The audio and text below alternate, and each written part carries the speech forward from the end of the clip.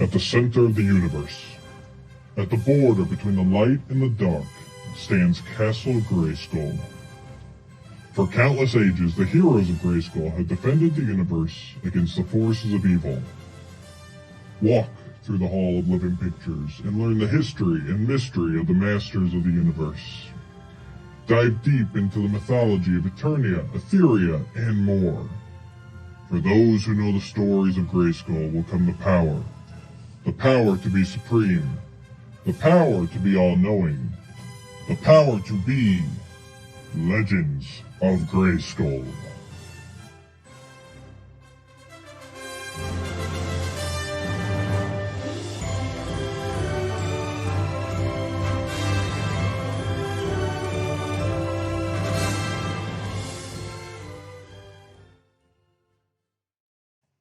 Hello everybody and welcome to episode 37 of Legends of Grayskull, the fan podcast where we discuss the history, the mystery, the magic, and mythology of He-Man, She-Ra, Eternia, Etheria, Nordor, Primus, new adventures, old adventures, classic toys, origins, minis, mega constructs, Imagine Next, anything and everything you can think of with that Mattel logo, that He-Man, She-Ra, and today, anything that was at Powercon.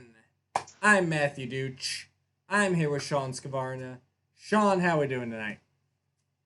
I'm alright. I kind of was wishing that I was at PowerCon this year. You were! But I was, but when you're virtual, it's just, But at the same time, I felt more a part of it this year than I had in previous years, so that's pretty darn cool. Absolutely. Because the original plans didn't work. Thank you, 2020. Yeah. We are ready for 2020 to be over. Yes. But yes, we unfortunately could not be at PowerCon this year. No one could be physically, but luckily Val and Mattel were kind enough to put on a virtual PowerCon for us. Yes. Big thank you, big shout out to both Val and everybody who worked on the virtual PowerCon. I know Pixel Dan, Daniel Galerter, and everybody Daniel Benedict even. Yeah, yep. He was working with Val on his opening. It was Friday night and all that stuff. But that was really cool that we got to have like a front and center view into PowerCon this year, and it made. I know for a lot of people, we all felt like we were there and we felt like, wow, we need a weekend because that was a lot. We had a lot to take in this past weekend. It was. We actually were kind of hungover on Monday morning going, all that just happened. Holy. So, yeah, that was pretty fun. And actually, not to dwell too much on the negative, but I actually think it might have been in ways a little more exhausting because we weren't able to go to California and be at a hotel and be immersed. I don't know about you, but for me it was like fitting these panels in while life was going on, so it was interesting. Yeah to say the least. I mean, but basically Sunday night I said to my wife, I'm going down to the basement and watching the last two panels. This is my time now. And I just went down there, and my son still came in and out. He wanted to see what I was doing. Sure. And it's like any time that I had something going on, the kids wanted to get their noses into it, and that was fine. But then there was a level of, okay, now you're distracted, and you're making a ton of noise, and I really want to listen to what they're saying because this is cool.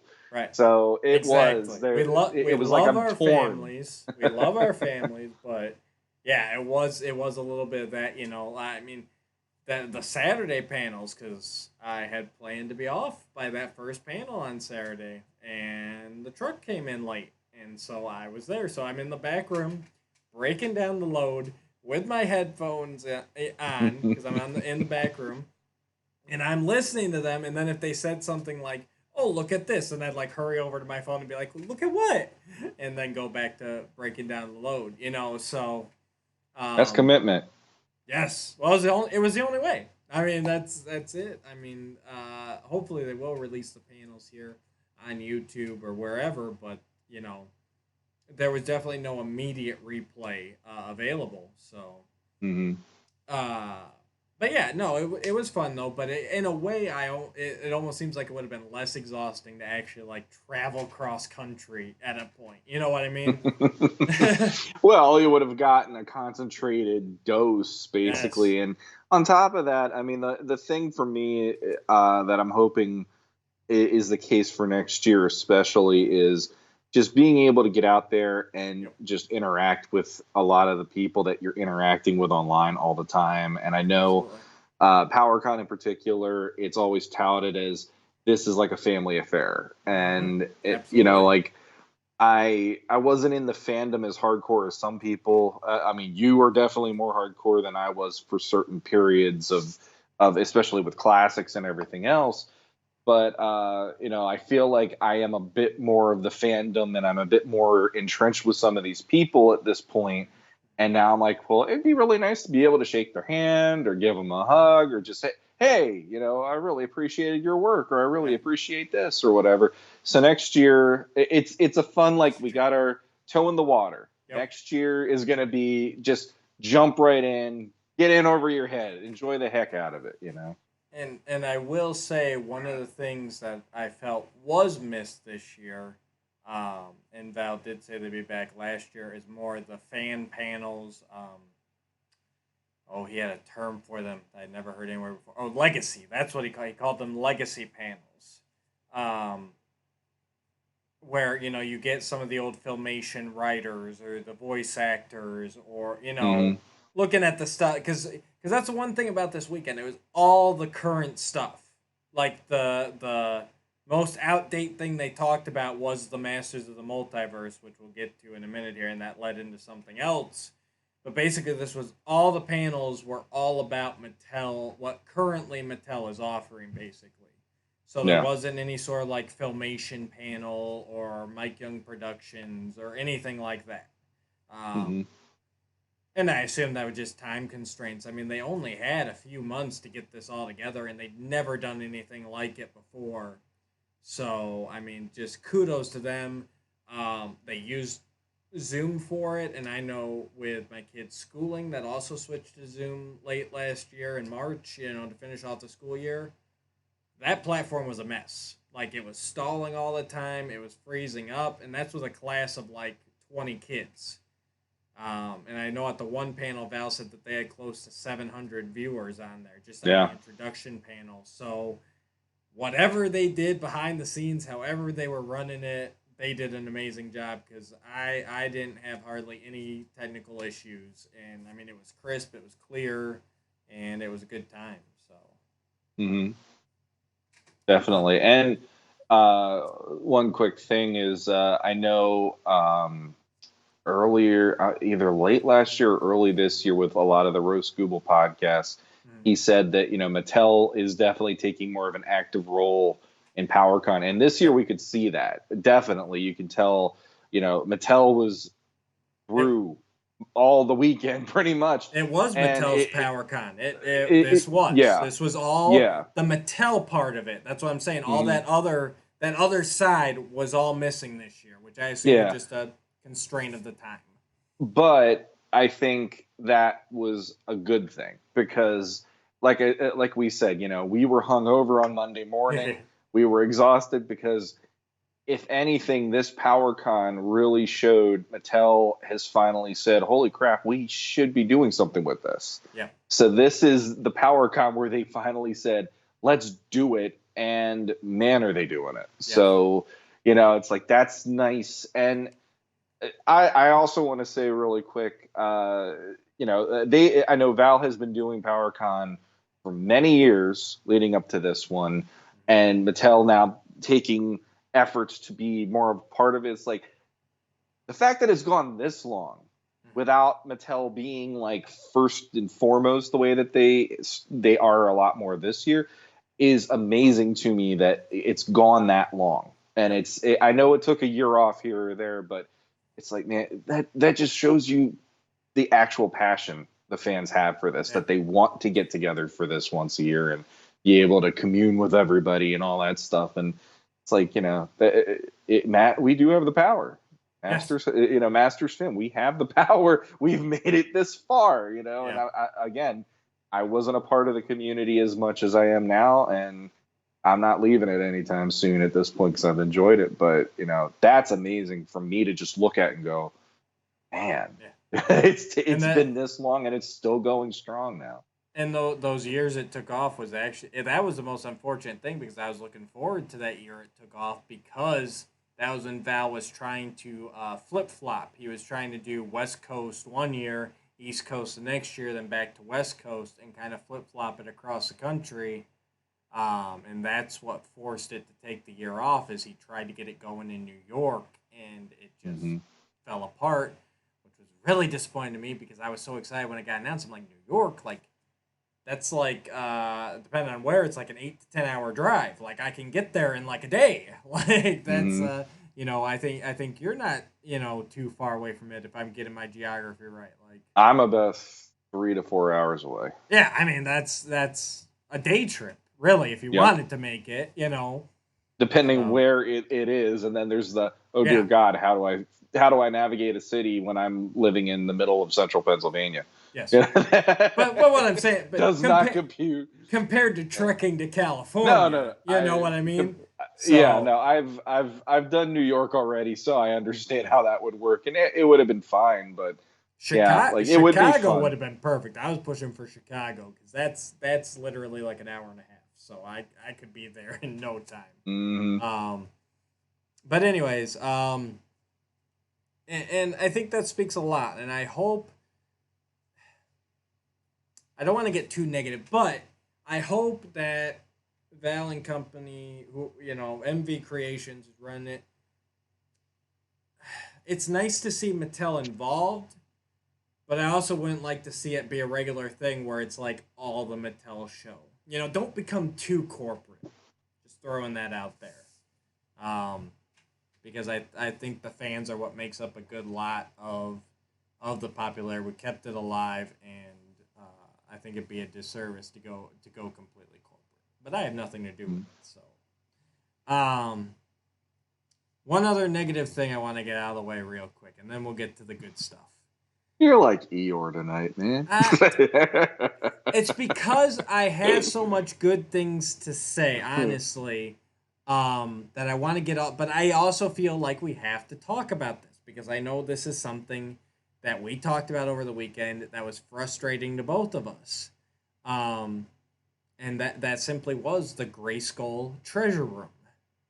That program, DVD menu, whatever you want to call it, so the Grayskull treasure room was a virtual room you could go in. You could click left and right and up and down and click around on objects in there, and it would show you different things, So, but it was just, I love the idea, and we were all sworn to secrecy on Val's open night. He's like, look, enjoy the Grayskull treasure room, but don't post any pictures from there, any spoilers or anything until, the weekend's passed and it's gone, then feel free.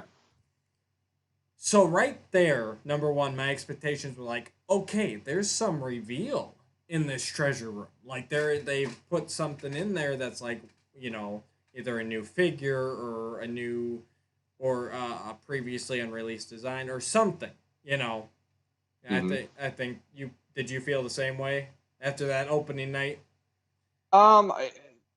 Sort of. I didn't know what to expect, but I thought they'd maybe give you a reveal of like the next wave of figures eventually. And he was saying they weren't going to do anything throughout the weekend to add to it. It was everything was just there starting Saturday. Mm-hmm. So I didn't know what to expect, but I was like, all right, I'm going to give it a shot at least. Absolutely. And have it take a little bit of time.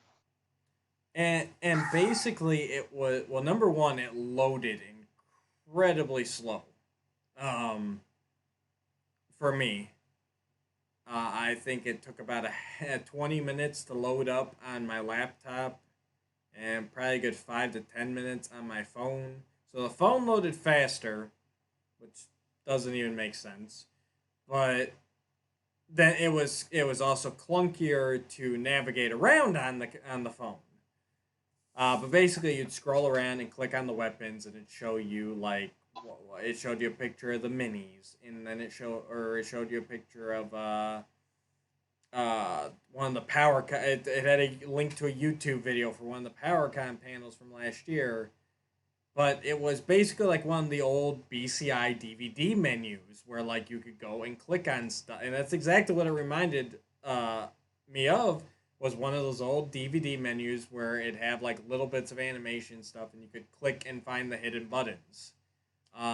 Pretty neat concept, but for me it was very clunky. It was very hard to use. So I don't know if they only tested on like high end machines. But they should have tested a little bit more, in my opinion, had it run a little smoother. Is that fair to say that's your experience as well? Well, I couldn't even get it to load on my phone, and I was using the browsers that they suggested because I have an iPhone, and I was using Chrome. I couldn't get it to work, and it kept saying that I was kicked off the internet, and I'm like, there's no reason I should be. So then I went to my desktop, and I use that every day for my work. And that loaded okay, but it was slow. And there were points where I'm sitting there going, did it load? Because it was a big black screen, but then I would hear noises and there's sound effects. And I'm like, okay, something's happening. And then finally it's revealed. I felt the same way. It felt like a DVD menu of sorts, which for me was like, all right. It wasn't like wowing me, but I think, when I clicked on certain things, and it's like, okay, you hear a jingle of like, there's a jingling of the coins because there's tons of coins all over the place in this room. And then there's weaponry. You click on the weaponry, you hear the jingle of the coins, and then something pops up or whatever, either picture or videos or whatever. On mine, it wasn't as slow. I will say that. I'm working with my computer I bought probably like 4 years ago. And I loaded it as best as I could with RAM and everything else, but it was still slowish on my system even. But for me, I think first off, there were coins that were white and yellow that stood out from the other coins that made me go, well, what's this? And I kept clicking and nothing was happening on those. So I was confused that the navigation of, well, are those supposed to mean something or are they just there? Because it felt weird that they didn't fit into the background. But I think the biggest complaint that I had about that section of the weekend was literally like a day or two before PowerCon started. I saw half of the stuff that would have surprised me on Facebook because there were people posting it. Like, they revealed, here's the box Mattel art was posting for all that. So it's like, okay, that wasn't a surprise, and it could have been a surprise. That would have been a nice thing to see and go, that's how the PowerCon packaging exclusive is going to look, and this is the artwork of it. The only things that I saw where I was like, that's kind of cool, was they showed the box art for the figures for Origins, and it was nice to see, here is the full shot of the Battle Cat packaging. Here's the full shot of the back of the cards with no writing on them. So He-Man, Beastman, and everybody else.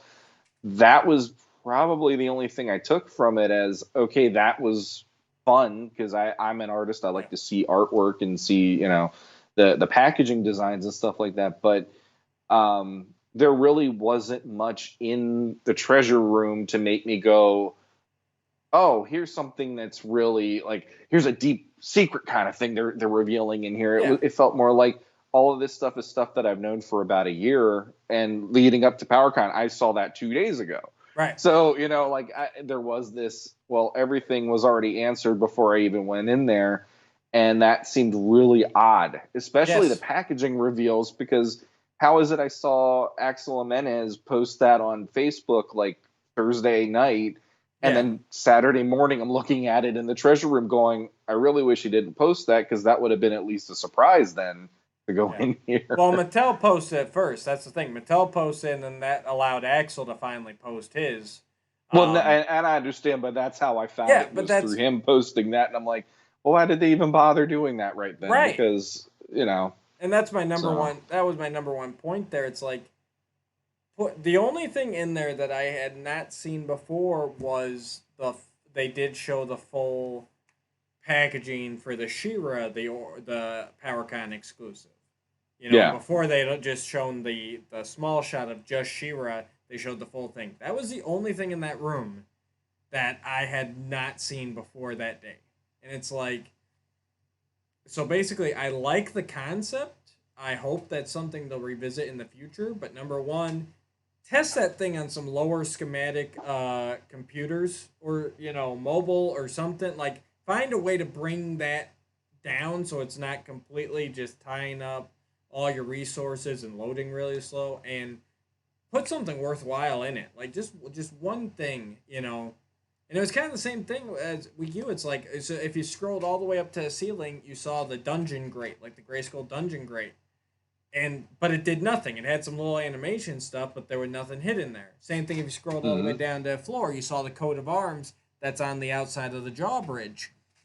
But again, it did nothing. Same as those weird colored coins. It was like, so basically you were doing the whole thing like you're looking for a DVD Easter egg where you're going like starting at one corner, going click, click, click, click, click, click, click, click, click, click, and just going along the whole screen, just trying to click somewhere and see if anything happens.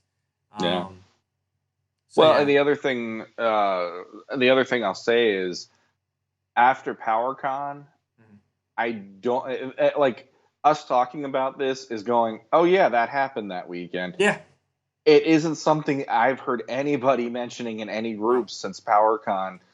There's a part of me that's a little sad because of that, because yeah, it was something that they were trying to keep it secret and all that stuff like Val was saying. But if you have nothing to offer up in a way of something that's going to be worth somebody going, oh crap, I can't talk about this until Sunday evening or whatever, depending where you are. It's like, I really like when you and we were on we were messaging, and I just kind of was like, well, that happened, but I didn't really see much that really blew my hair back. And granted, I don't have any to do that with anymore, but you know what I mean. It's like, it is what it is. And the concept, I mean, it would. The other thing too is maybe they could have had it where if you traveled through it and saw all the various things, maybe that would have added up to, okay, you spent this much time in here. Here's this boom. Here's this reveal. And even if you've seen all the stuff to that point, then this reveal would have been like, here's this, and maybe give you a hint at something that would be touched on in the panels later, and then it would have blown your mind. And maybe Mattel thought that was enough to do that, but no, it wasn't quite hitting on those levels. Right. So. And that's why I wanted to bring it up here. I wanted to let it be known because no one is talking about it. No one said a thing. Past 12 o'clock Saturday Pacific time, when that thing opened up, no one has talked about it. And I'm sure that's why, because there was nothing to talk about in there. So I just wanted to put it out there. Love the concept, but the execution was very lacking. So I hope that's something that they'll revisit next year and try and get it a little more impactful. So from there, Sean, what do you want to talk about first? The thing I want to talk about first, we agreed we're not talking about first. So I am easy. I know, and that's why I'm like, okay, I'm easy either way. I mean, I know we had the Little People panel. Boom. Let's do it. Let's just go there. Yeah, let's do it. Imaginext and Little People are now getting Masters of the Universe versions of figures for both lines. Yeah, the Little People, I'm told, are shipping now-ish. And it starts with the 4-pack that we have there: He-Man, Skeletor, Beastman, and Man-at-Arms. And from what I hear, there's gonna be more after this, from the way they made it sound. So. And they're cute. It's like this is one of those things where I think my 3-year-old son, he'll be 4 in a couple of weeks, so he would have probably seen this in the store and probably pointed out and gotten excited, but then he would still want to go downstairs and play with my classics. Right. Well, that's it. It's just my kids are past this stage, like the Little People stage. That's infant to 2 maybe. So, yeah, they look nice-ish. and it's a neat package. But yeah, other than that, I really just don't have much to say on it. So, and Imaginext, those are going to be big guys. yeah, they're Apparently. this new XL line, which is a really odd way to start this because people have been asking for years for Imaginext. The regular, what are they, about 2 inches, 3 inches? 2 inches, I think, tops, yeah. Yeah, with all the vehicles and play sets, and it's like, and Mattel owns it. Mattel owns Fisher Price. Mattel owns Imaginext. So it makes no sense why we haven't seen any of this over the years. Yeah. But they're finally doing it. But they're starting off with these 10-inch guys, which, again, that doesn't really like.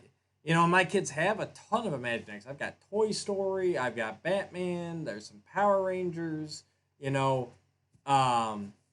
And I know, especially my younger boy would be going bananas if this was to fit in with all his other guys.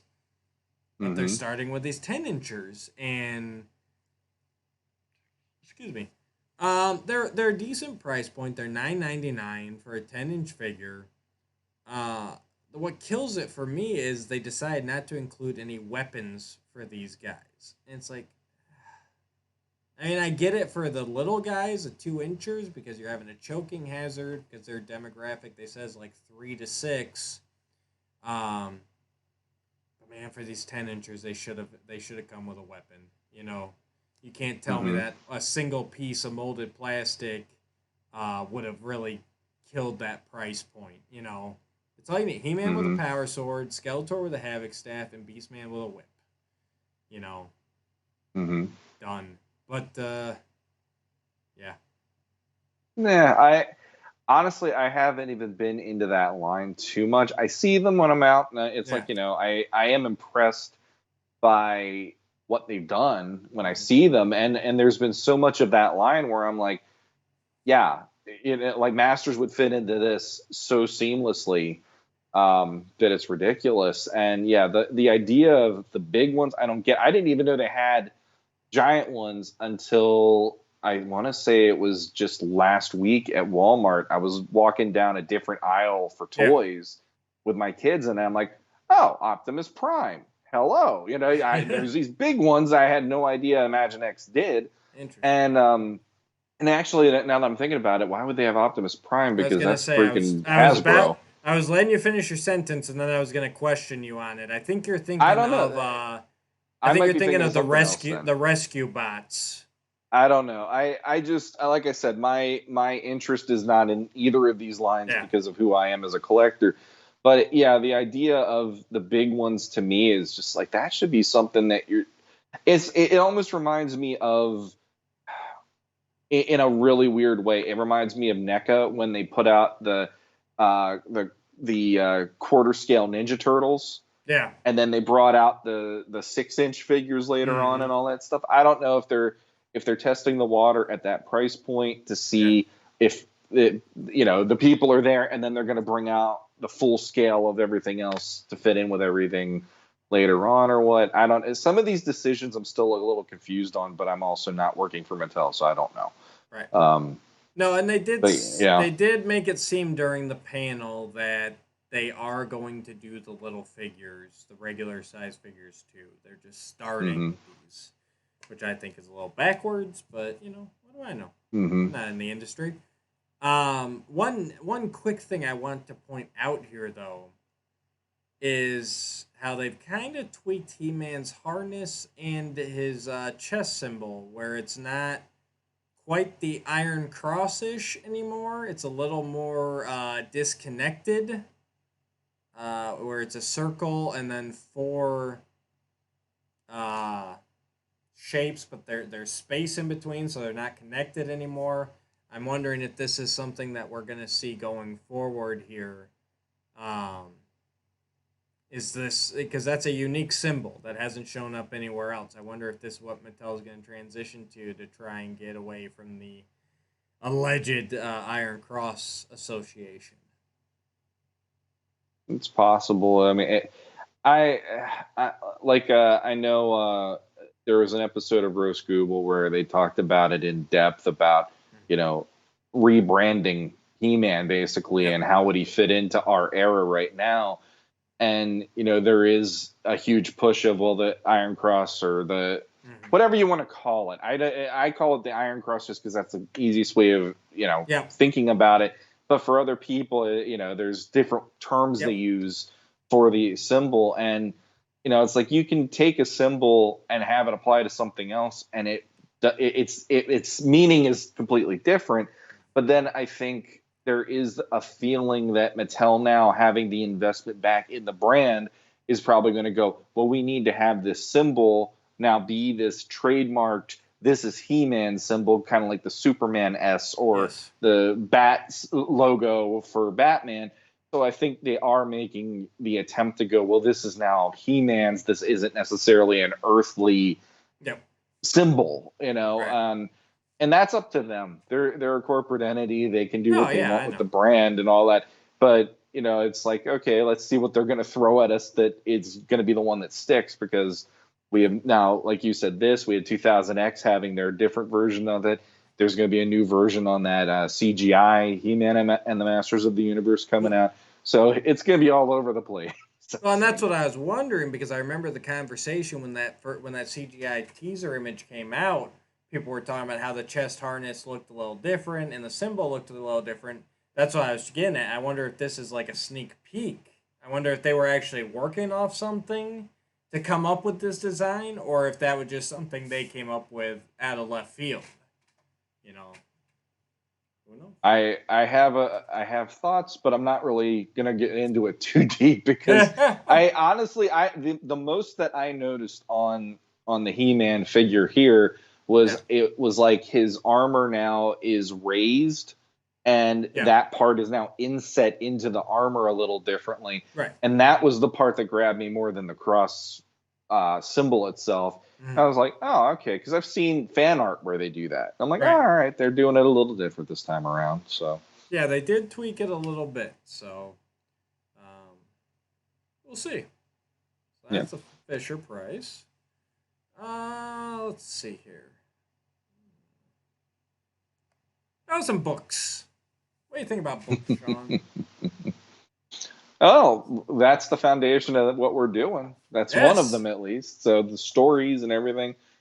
Yeah. But yeah, this is a panel I actually did not get to see. So fill me in on anything that you want to fill me in on here, Matt. I mean, it's basically just what we've already known. So you got the Toys of He-Man and the Masters of the Universe book coming out from Dark Horse. Contrary to earlier reports, it is actually, I can't remember the exact date, but it'll be releasing in February of 2021. It's up for pre-order now at Amazon, Barnes & Nobles, any place that books are sold. Soon, and they still could not give a concrete date, which irks me. But soon they will be announcing the exclusive pre-order through Powercon, where if you order the Toys of He-Man, you'll get the Character Guide and World Compendium Supplement Volume 1 as a bundle deal. You can get them both together. And this is the one that Danielle and a ton of other people put it together again here to kind of get some of the stuff that's come out since the first Character Guide and World Compendium. And also I've been told to get some new categories in here, which, just looking at the bottom of this cover art here, so that first picture I think is from the Kid Stuff books. The second picture is I think it's actually from Tappers of Grayskull, She-Ra, unfortunately. The third picture I know is from a coloring book. I'm not sure where the other She-Ra is from, but that last He-Man there is from the Atari video game. So it looks like we're getting some coloring books, some video games, which none of the games were in that first one.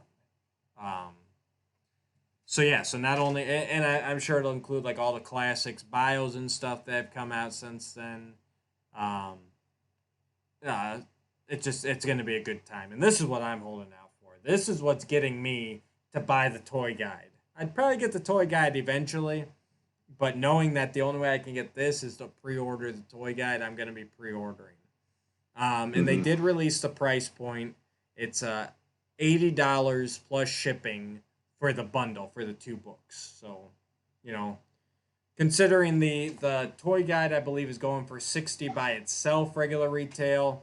I mean, that's not bad. $20 for this supplement, or, you know, since you're buying both, really, you can look at it as 40. You know, well within the regular range of these Dark Horse books, and they are well worth the money. I'm really looking forward to these. I know I think it was on Friday when Val did the introduction for Powercon, he actually said, you know, you can buy the book by itself without the supplement, and that's fine. Yeah. But if you buy the supplement and do the bundle deal, that actually, the proceeds of that will end up, you know, it'll be offsetting having all the people that were involved, and that would be, you know, aimed at them in that way. So you're basically helping the community in a sense through buying the bundle. And but he was like, you can buy it however you want to, but just keep that in mind that it is going to go towards the people that did the supplement. Thanks for reminding me. Yes, this is how the people who did the supplement get paid. If this is from the proceeds of this bundle, if this bundle doesn't sell, they don't get paid. Which of course, and that's rough. Sell. That is rough. That is a heck of a deal. So, you know, I can't wait. I'll be first in line whatever day this goes up for pre-order. If, like I said, if you guys are interested at all, get the bundle. I mean, this is the only way you're going to get this supplement. This will never be available as a solo release. They've already said it's not going to happen. So, get it now while you can. I mean, look at the Filmation guide. That thing was in stock for probably a good 2-3 years. And now it's just gone, and you're paying upwards of $100 on eBay for a copy. So, you know, these books, once Dark Horse has decided that they're done printing, they're done, and that's it, and they keep going up in value. So I highly suggest, if you're interested, get it here, get it now, and help support all those wonderful people who put so much time and energy into it, because that first book, that almost killed some people, and even though the second book is a fraction, I know you're still looking over 200 pages. I can't imagine how many man-hours that is to get all that information, get it all sorted. You know, they were even talking about, like, especially in the compendium here, or like, they'd get done with a section, and then they'd realize that they forgot a character. And so then they had to go back through and basically reformat the whole thing to make it fit onto pages properly again, because it's all alphabetical. So if you messed up and forgot one person, it's like, okay, now we have to redo all the entries that came after that to make sure they all line up with, you know, so you don't have 3 sentences going on to, you know, the next page and stuff like that. So there's a lot of work put into it, a lot of love by a lot of fans. So I highly suggest you guys check that out. Let's see here. What else we got? No, we'll do this. Minis! Yeah. What you think about minis, Sean? Were you on this panel? No, I wasn't on the panel. That was the first thing I've seen anything Masters related at my local Walmart. Yeah. And I saw it the one day and it was loaded, and I didn't have. I know David Clark, Mr. No Sleeping, and controls most of the collecting on the internet at this point. He had it like, okay, here are the letters for what characters you'll get. Look for H. And H is the chase. And I looked through it, and I was like, I don't have that in front of me. I couldn't remember where it was quick enough when I was at that Walmart, so I didn't end up getting any. And I'm regretting it because I really wish I would have gotten a few just for the fun of it. And to be honest, I honestly think The last time I was there, they only had a couple left, and I didn't have that thing in front of me again, and I think I had an H in my hand, and I didn't pick it up. Yeah. Because I was like, I can't remember who H is, and I put it back. That's And the yeah. slime. H is the slime pit He-Man. That's the short one. There's only one of him in every case. So, Yep. I know this is my Charlie Brown life. This is how it works for me. A and B are He-Man and Skeletor, and then I remember H, and I can't remember the rest of them.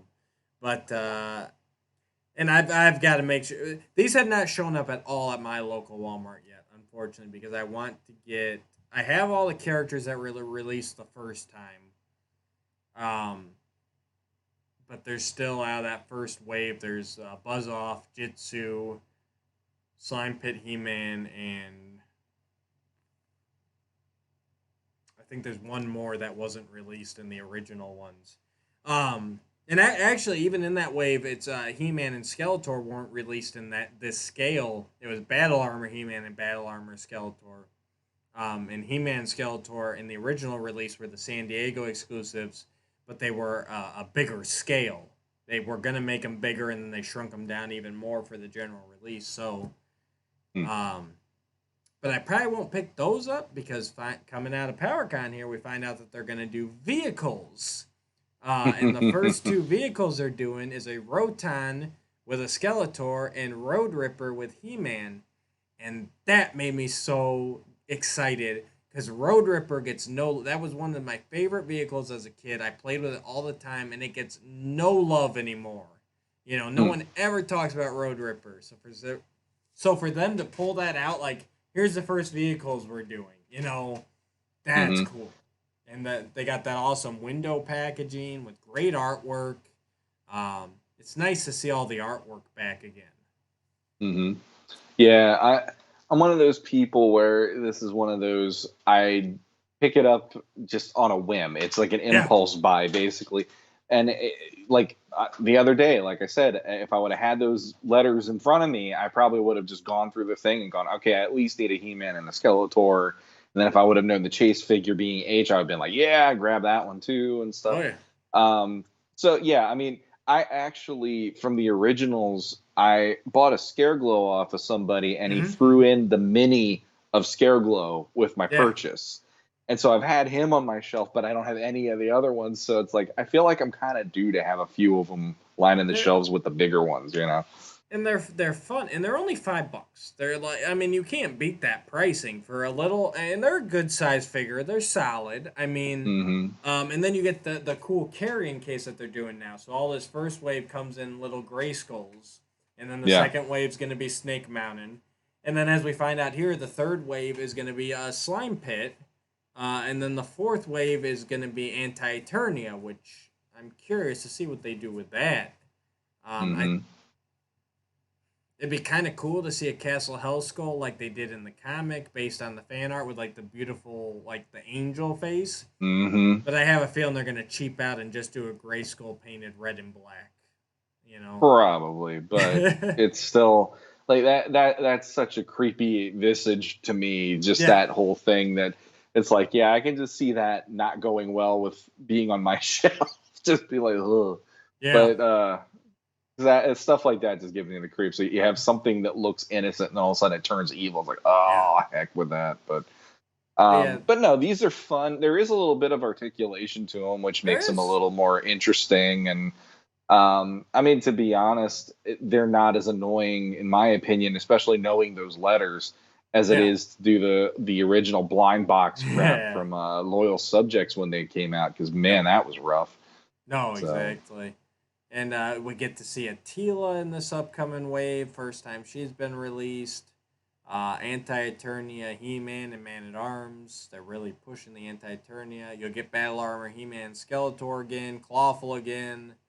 Zodak, but he's painted a little different this time. He's got the white gloves like Filmation.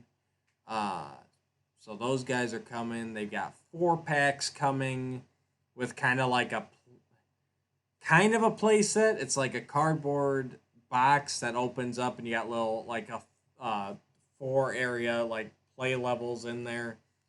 And they each come with an exclusive figure. The Snake Mountain multi-pack comes with a red Beastman and the Grayskull multi-pack comes with a mini comic prototype toy color Ram Man.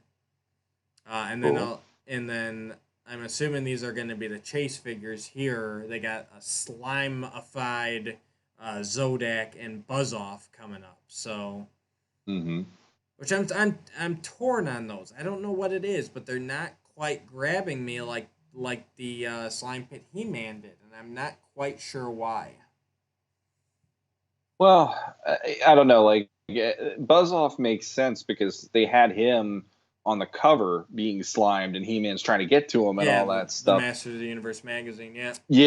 Yeah. So I feel like that's kind of a nice nod to that artwork.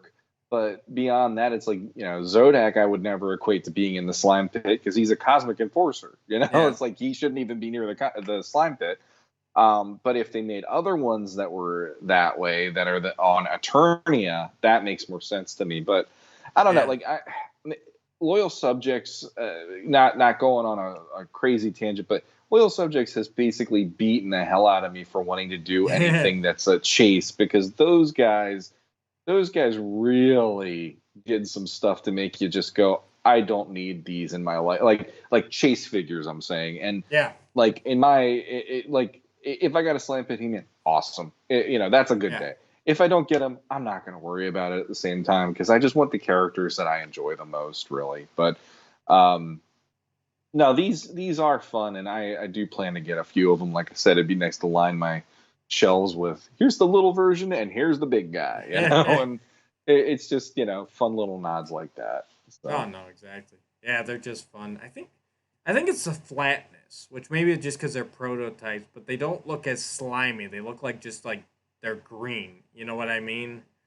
So, well, they have that translucency thing going on instead of looking like they're slime. I mean, that's what they did with Slime Pit or Horde Zombie He-Man for classics and all that. And I think that's it, though. Here they don't look translucent. Like, maybe once you get them in hand, they might, but here they don't. They just look like they have green paint on them. Yeah, I think that's what's not grabbing me as much, because I'm used to that translucent look, which is a neat look, which is what usually grabs me on this sort of thing. Yeah, looking at the image, the way you have it set up here, to me it looks a little translucent, but I guess that's the highlights of just the lighting on the figure or whatever. Buzz-Off to me looks translucent with that, and I never looked at the photos online well enough to go, oh, that's not translucent, but but we'll see. But they're fun. Yeah. And and once again, they're pushing a lot of product out. They got another wave of figures. They're introducing vehicles, multi-packs. Basically, this whole PowerCon was just Mattel saying, we're taking all this to the next level. So let's jump right over and talk about some of the big stuff here. Origins, which, again, me and you aren't necessarily too into, but we're the last people that need to be talking about this. But after the panel, Sean and I both started talking a bit, and we're like, can you believe everything they're doing? Yeah. Honestly, here again, this is a line that I'm getting for my kids. I'm not too into it personally. I don't have a huge attachment to it, but I gotta give Mattel props here. They pulled out all the stops for this coming year. First off, they showed the next wave of figures, which has Merman, Stratos, which are no-brainers, and then they went and mixed it up by putting Roboto and Ninjor in there, which look perfectly fine. All of them look like updates of their vintage figure, just like we've been used to. But the first thing that really made me go, is these deluxe figures that they're putting out. Not only do they have Battle Armor He-Man, Battle Armor Skeletor, and Clamp Champ with extra hands, extra weapons, extra heads, actual action features. The Champ's clamp is going to clamp. The battle armor will spin when you hit it. But when I saw that Ram Man that they're doing as part of their deluxe line, that one made me stop and go, you know what? I wouldn't mind that for my collection because it's the vintage Ram Man with the articulation that it always needed. And it's still going to spring, they're saying. Mm-hmm. That's the one where I was like, wow, okay. Yeah. Good job. There you go. Go ahead, Sean. You got anything? I mean, honestly, the battle armor ones were definitely grabbing my attention because out of all the variants made for either He-Man or Skeletor, those are always near and dear to my heart because as a kid, I thought it was so cool. We had a second version of He-Man, and he looked kind of like a knight. You know, that armor made him have that, like, it's like a noble kind of look to him and all that. And then I like that Skeletor's bastardized version made it look even more. It was creepier. I liked how they did that, and it's cool to have those back. And the thing that I liked quite a lot about having those figures in general for Origins is we finally don't have to have a damn open mouth Skeletor. You have an Alcala head showing up in this, and also not in the battle armors. I should say. I should preface it. We're going to get into that though. But we also have a closed mouth Skeletor for both heads in the battle armor Skeletor. Yes. One of which makes him look like he's going, and he's looking angry. And the other one just looks like the typical Skeletor face, which I was like, thank you. Because everybody kept saying, we're going to get a normal Skeletor face. Don't worry about it.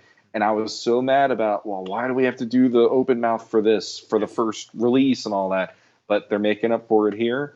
And it has the barrel. Yes. They're going to be able to do the action feature from when we were kids, which I could give or take that, to be completely honest. It's not that I don't love that. I'm actually cool with the way Classics dealt with it because the logo was so big and broad on his chest still and all that. This, they fine-tuned it a little bit differently, at least in the preview art we've seen. But yeah, you know, I'll give them props for the fact they're trying to still make the stuff feel like when we were kids, so that when our kids get it, they can have those memories too. Yep. And it is actually impressive. The Ram Man part I actually think is cool, where you can pop the legs in and all that as well. But apparently, Roboto's gears, when you move his waist, are supposed to still be movable as well. Yes. So that's impressive because this line being what it is, you wouldn't have expected that to work. Yeah. So yeah. Yeah, and with the Battle Armor He-Man, he includes a couple new heads, and one of them is very vintage inspired.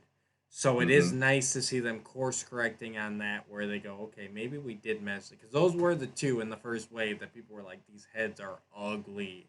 So it is nice to see them course correcting with that.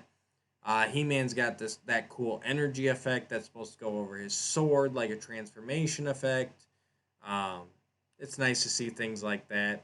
I still think, all the proportions on that Battle Armor He-Man look off to me. I still think something's wrong with the photography, or I think something's wrong with the image they shared. I can't believe he's going to, because he's got such a tiny waist compared to all the other figures and everything.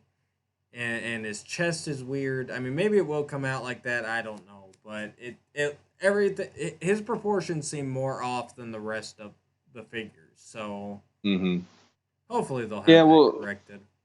We'll see what happens there, because I know I've seen a few people commenting about it as well. And then there was, I really wish I would have remembered the group. There was a group where they were posting shots that weren't the shots that Mattel did. So I was confused. Yeah. Is this an insider thing? Are they showing off more? Or is this somebody doing, like, here's a cobbling together in Photoshop of what they're hoping it's going to look like when it actually comes out? But the way they had it look there, it looked a lot different than this. It had the vintage head on. And that's how I found out that energy blast, they had it on the power sword, and he's holding it out. And I was like, okay, so that's at least, because there were people going, they weren't sure what that was, and I was like, I bet that's probably what it is. Yeah. But I thought it was a punch effect at first, like if it's on it, like the Thunder Punch that came with Classics. That's what I thought it was at first. Till I saw that other image. Either way, blast effects are cool. Yeah, we'll see what happens. I mean, honestly, I figure these are still like promotional shots more than Yeah. anything, and to me, most of the promotional shots look like they do a Photoshop or a CAD drawing really quick, and boom, here it is.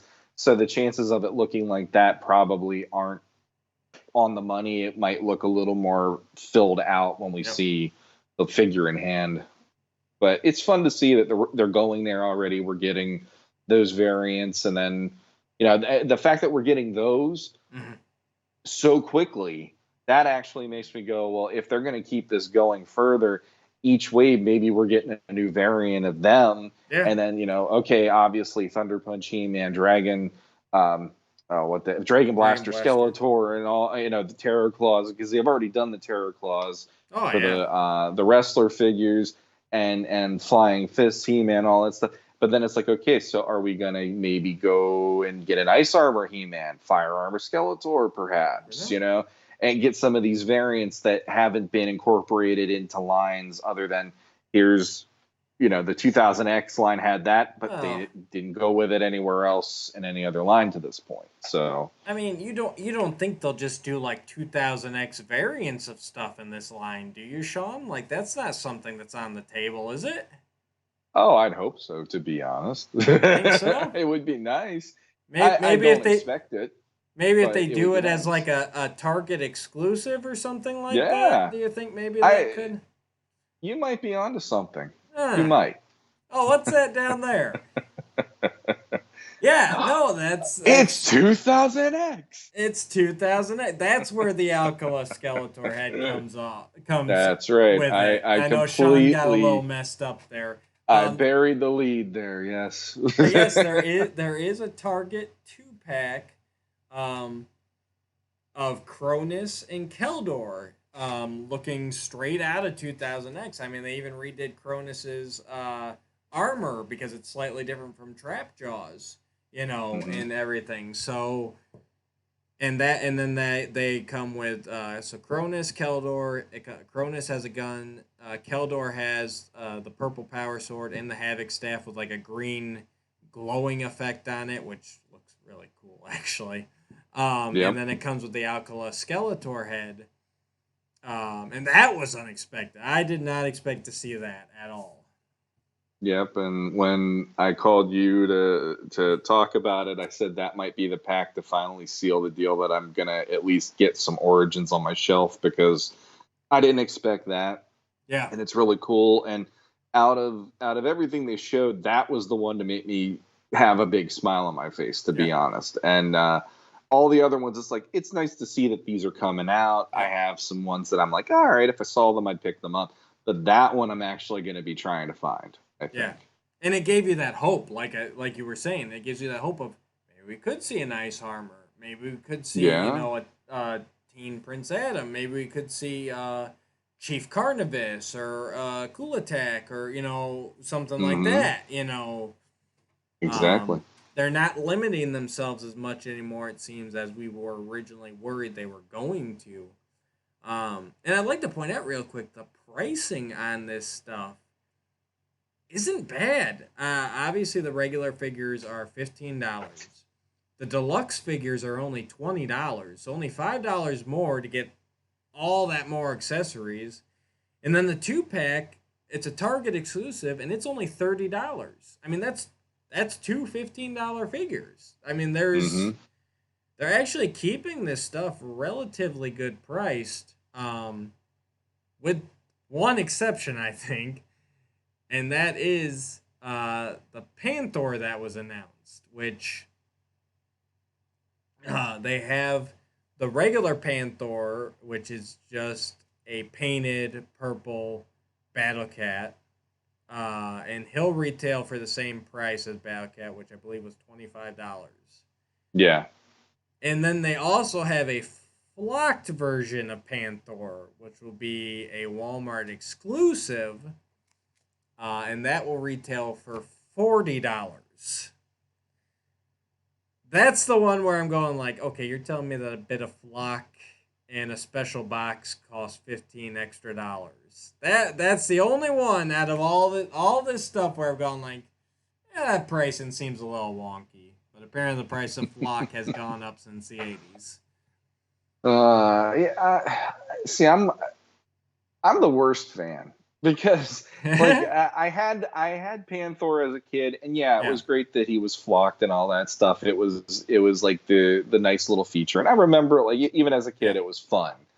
But like I've also seen 2000X Panthor. Yep. I've also seen Classics Panthor, and in my way of viewing it, it's like flocking's fine, whatever. But when you see the details they're covering up with the flocking, that makes me just go, I'm glad I don't have it flocked, because then I can appreciate what the sculptor worked and did. Because in the case of Battle Cat, or in the case of Battle Cat and Panthor in the original, you knew it was the same thing.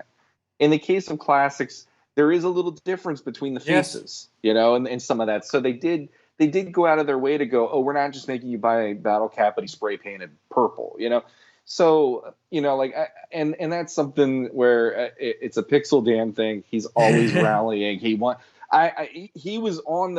moderating the panel, and he was doing that again. And every time I've heard him talk about Panther, it's got to be flocked or else it's not Panther. And I'm just like, it doesn't matter. It's fun to have it, but in my opinion, I'd rather just have the figure. And if it's flocked, fine. If it's not, I'll still enjoy the figure. It doesn't bother me.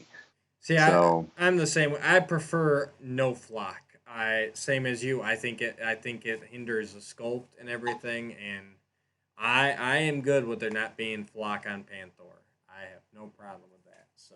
Well, on top of that too, you look at it from a like years from now. Yeah. Is that flock still going to be on? Because there's tons of people out there. You see the Panthors, and they look like they have mange. I mean, it's like it's something that it's nice, but at the same time, if you're not going to keep it minted on card, you've got a 50-50 shot that thing's going to look the same in 20 years if your kid cares about it enough to want to keep it to look like that. You know, and either that or it's got all the fuzzies in it and everything that I picked up off the carpet. My Moss Man looked ridiculous as a kid. I mean, that one got hit harder than Panthor ever did when I was a kid. I had all sorts of fuzzy, the dust bunnies and crap like that, and I'd try to get it out, and it's like, I got to a point where I was just like, Moss Man has just had a rough week, and I'm still going to play with him just as he is. Yes. Yeah, and it was no surprise to see Panthor. I think we all knew he was coming. The surprising thing was when they showed the back of Panthor's box, and you get to see they messed up. They messed up. They knew exactly what they were doing all weekend long. So you get to see the next wave of figures, which includes Merman, Battle Armor Skeletor, Battle Armor He-Man, Roboto, and She-Ra and Zodak. Zodak's not a big surprise. He's a pretty basic figure, and he should be in the line pretty early. But seeing the She-Ra, even knowing that the Powercon exclusive was a She-Ra, that actually surprised me that they were going there this soon. And here again, we are actually going to have She-Ra in the Masters of the Universe line like they did with Classics. I was just figuring that they were going to pull the old, well, She-Ra is a separate license, and we can't do her here. She'd have to have her own line. You know what I mean? Mm-hmm. So it was cool to see that she's, not only is she coming, but she's coming so early. And I'm going to assume that basically the difference will probably be the hair. Because the exclusive has the rooted hair. I'll bet you right now, Sean, I'll put $20 on it that this mass release one will have plastic sculpted hair. Yeah, and if it does, that to me works well with the line. I mean, that's one of those things that as a kid it drove me a little nuts. That here I am, I had a She-Ra and I had a Bo. Yep. Out of all those She-Ra figures, those were the only two I worried about when I was a kid. And She-Ra having that hair just made it like ridiculous to play with. The environments I wanted to play with my figures in just drove me crazy. Like, okay, then she'd have like twigs or dirt all over her hair, and it's like, I don't give a crap about this. Just put plastic hair in there and just let's call it a day. That's fine. No, So that's how I prefer it too. I'd rather have the sculpted hair. and I like that they're going with the vintage toy look of it too, from what I saw. I don't Yeah. think they're going legit filmation.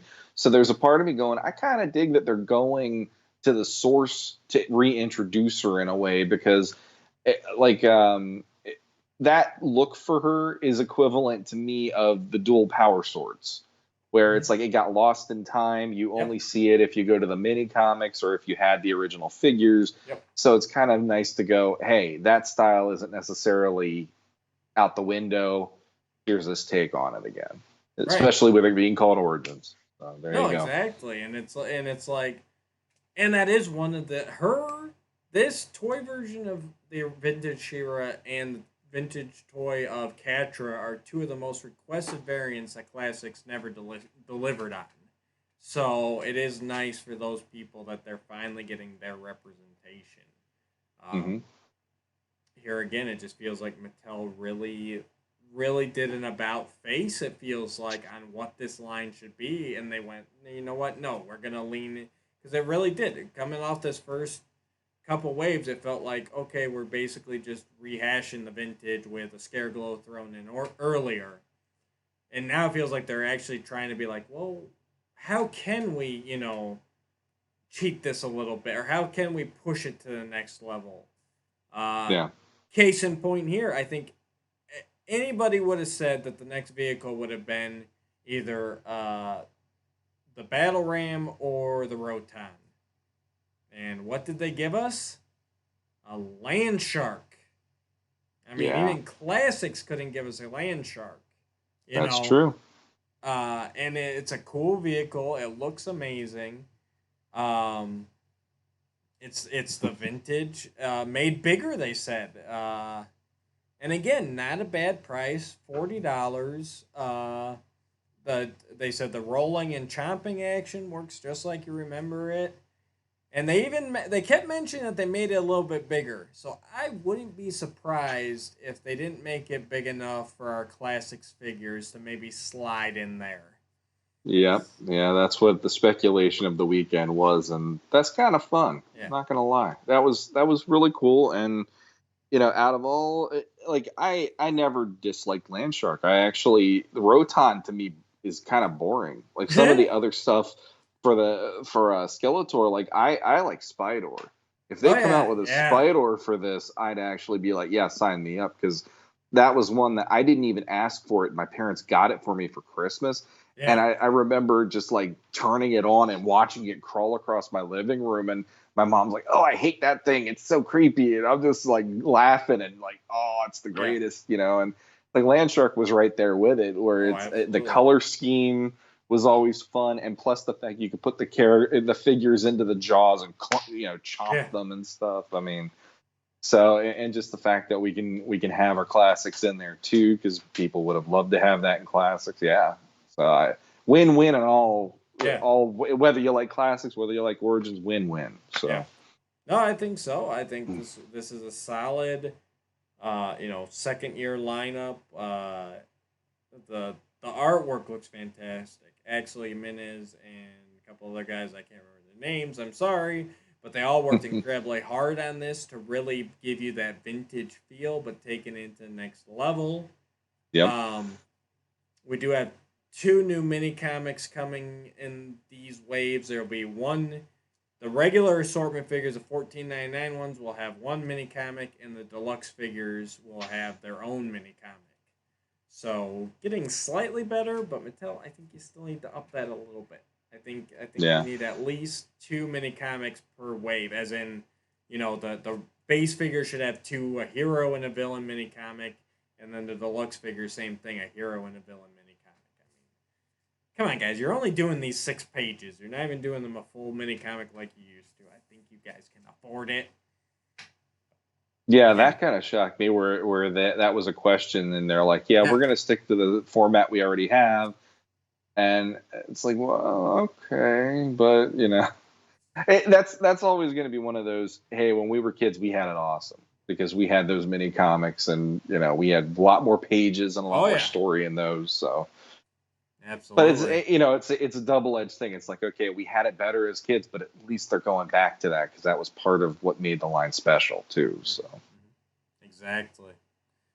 So yeah, I mean, I'm not collecting them all, but I'm definitely gonna be picking up some of these, and I think they're really going in the right direction now with this Origins line. All right, agreed. so we got one last thing before we get to the thing that Sean really wants to get to. Um, so first we have a video for you all.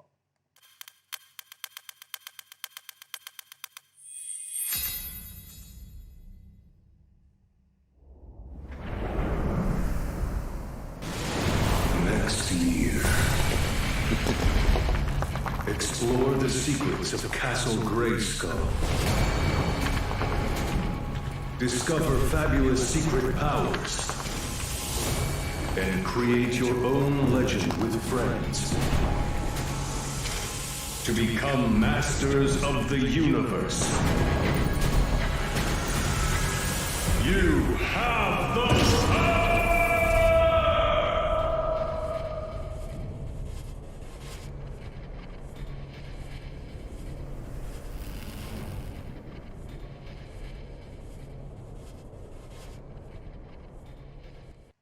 So yes, we have the Legends of Grayskull tabletop RPG game. Obviously, it was inspired by the Legends of Grayskull podcast. I mean, there's no other explanation there. So, but yeah, so we got to see. Fandom tabletop. Please do not sue us. We don't have anything to do with the creation of this. So Fandom Tabletop, they are a company that does a few other role-playing games. They manage D&D Beyond, which is a digital tool set for Dungeons and Dragons.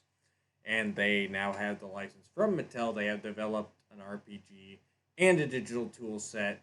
And coming spring-ish next year, 2021, they will be releasing this. And we got to see over the weekend, we got to see a playthrough. They had Felicia Day, Phil Lamar. Oh, I can't remember the girl's name. Oh, it's going to bug me now. She's from Masters of the Universe Revelations. I should have looked it up before we started. I don't remember her name either. And then two guys from Fandom Tabletop, they did a demo playthrough of this RPG. Sean, as someone who has not played RPGs before, what did you think? I actually enjoyed the playthrough. I watched the whole thing. Because first off, I was wondering if they were going to tell us that we had a cease and desist headed our way. I didn't know if they knew of us, but I was like, that'd be fun. And I'm somebody that never jumped into RPGs at all. I tried one once, and it took us about 3 hours to get out of a room, and I said I'll never do it again because that was just exhausting and ridiculous. But It means Masters lends itself you weren't to playing that. with a very good DM. So. Oh well, I was like 12 at the time, so we didn't know what the heck we were doing, pretty much. But Masters lends itself to this, in my opinion. And watching the playthrough, like it actually felt like I could sit there and actually figure this stuff out instead of sitting there feeling like an idiot for the whole time the game's going on. And I'm feeling like I'd like to give it a shot when this thing debuts. To be, why not? Let's see what happens. Oh, absolutely. And I'm not gonna be able. I was trying to find it because I hate not being able to give people credit where credit's due. Oh, but yeah, no, I was heavily into D&D for quite a bit of my young adulthood, up until my oldest daughter was a couple years old, and I actually used to modify the rule sets in 3.5 to accommodate an Eternia setting. I ran through a campaign where we were in Eternia. They did create their own. They started off as Royal Guardsmen, and they worked their way up, and they got leveled up, and they became Masters of the Universe. It was very, very 2000X based, because this was like 2004, 2005.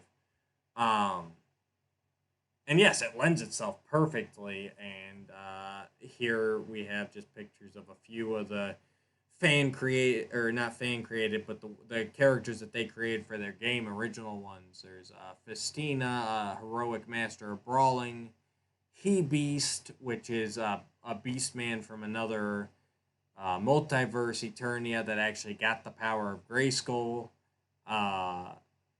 Because he rebelled against Skeletor and he fights for the forces of good. Electrixie, the heroic master of electricity, and Hypernus, the heroic master of speed.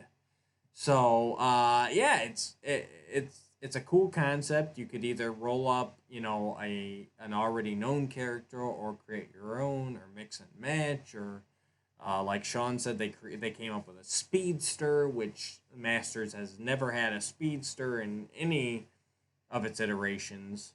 And this is one where I actually like that they're using the multiverse aspect, because it takes care of any continuity problems or plot holes. It frees you up in this instance. Instead of it just being an easy cop out, it's a necessity, because you got, like you said, if you want a Beastman character, but he's got the power of Grayskull, like that doesn't work in your main continuity. So opening this up as it's set in the multiverse era, the multiverse of Eternias, and in the demo they played through, like that's where it opens up. Skeletor got into Grayskull.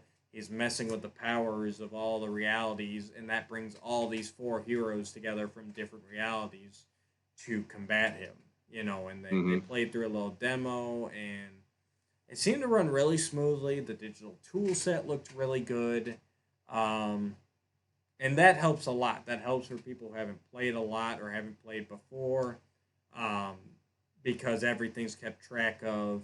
It's a little more video game-esque, like you can keep track of your powers and what you've used and everything, and it helps. It helps free up, instead of sitting there writing and erasing and everything. I vastly prefer the digital tool sets nowadays. So I'm really looking forward to this. And I think it's going to be a lot of fun. And we have already reached out to other prominent members of the community. When this game does come out, there will be a Legends of Grayskull on Legends of Grayskull segment. So...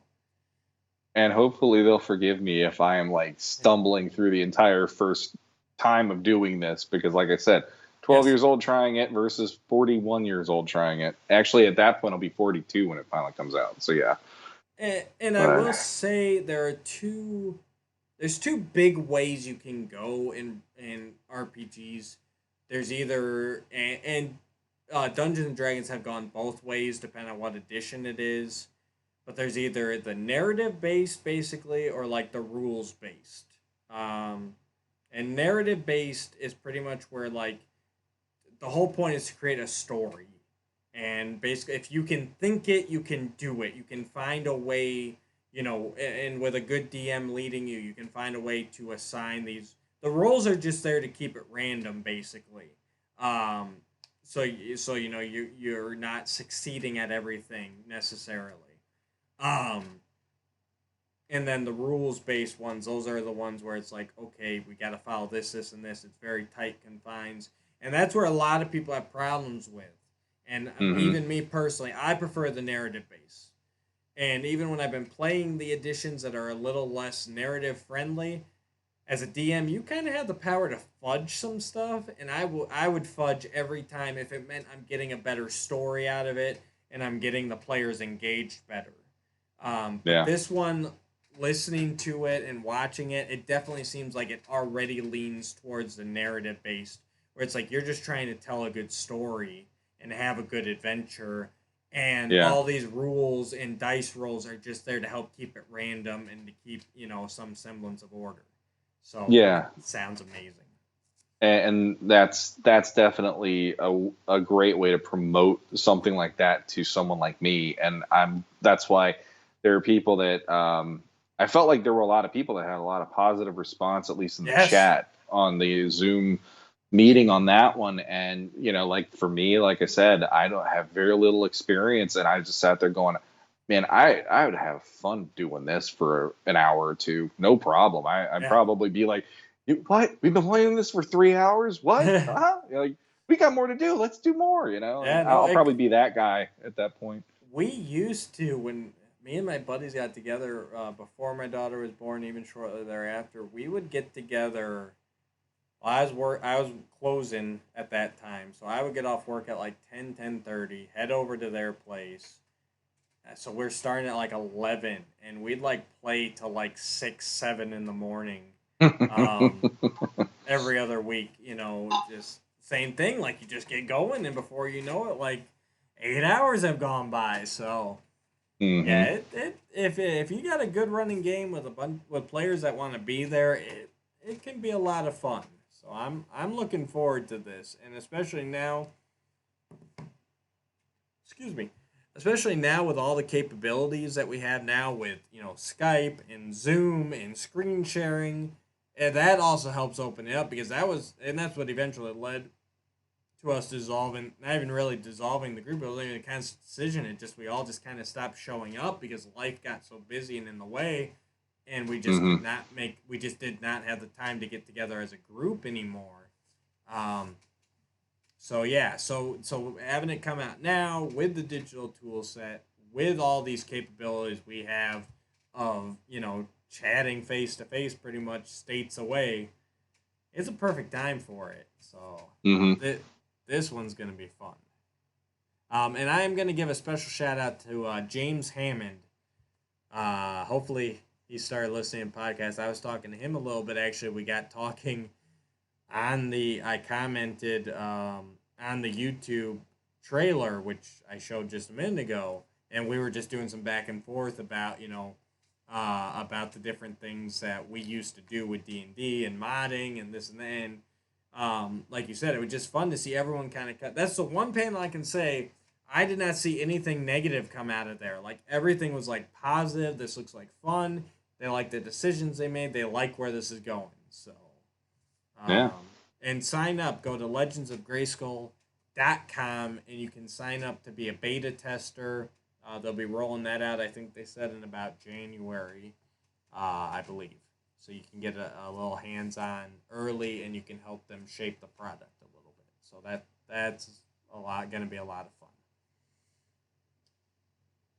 All right, so we got Fisher Price, we got Minis, we got Origins, we got Tabletop, we got the books. Multiverse. So I get. I guess we can talk about the multiverse panel right quick here. I don't have any graphics for it. Go ahead, Sean. What about the multiverse? Well, friend of the show, Danielle Galerter, was the host of that one, and she got to talk to Tim Seeley and Tom Derenick and Rob David.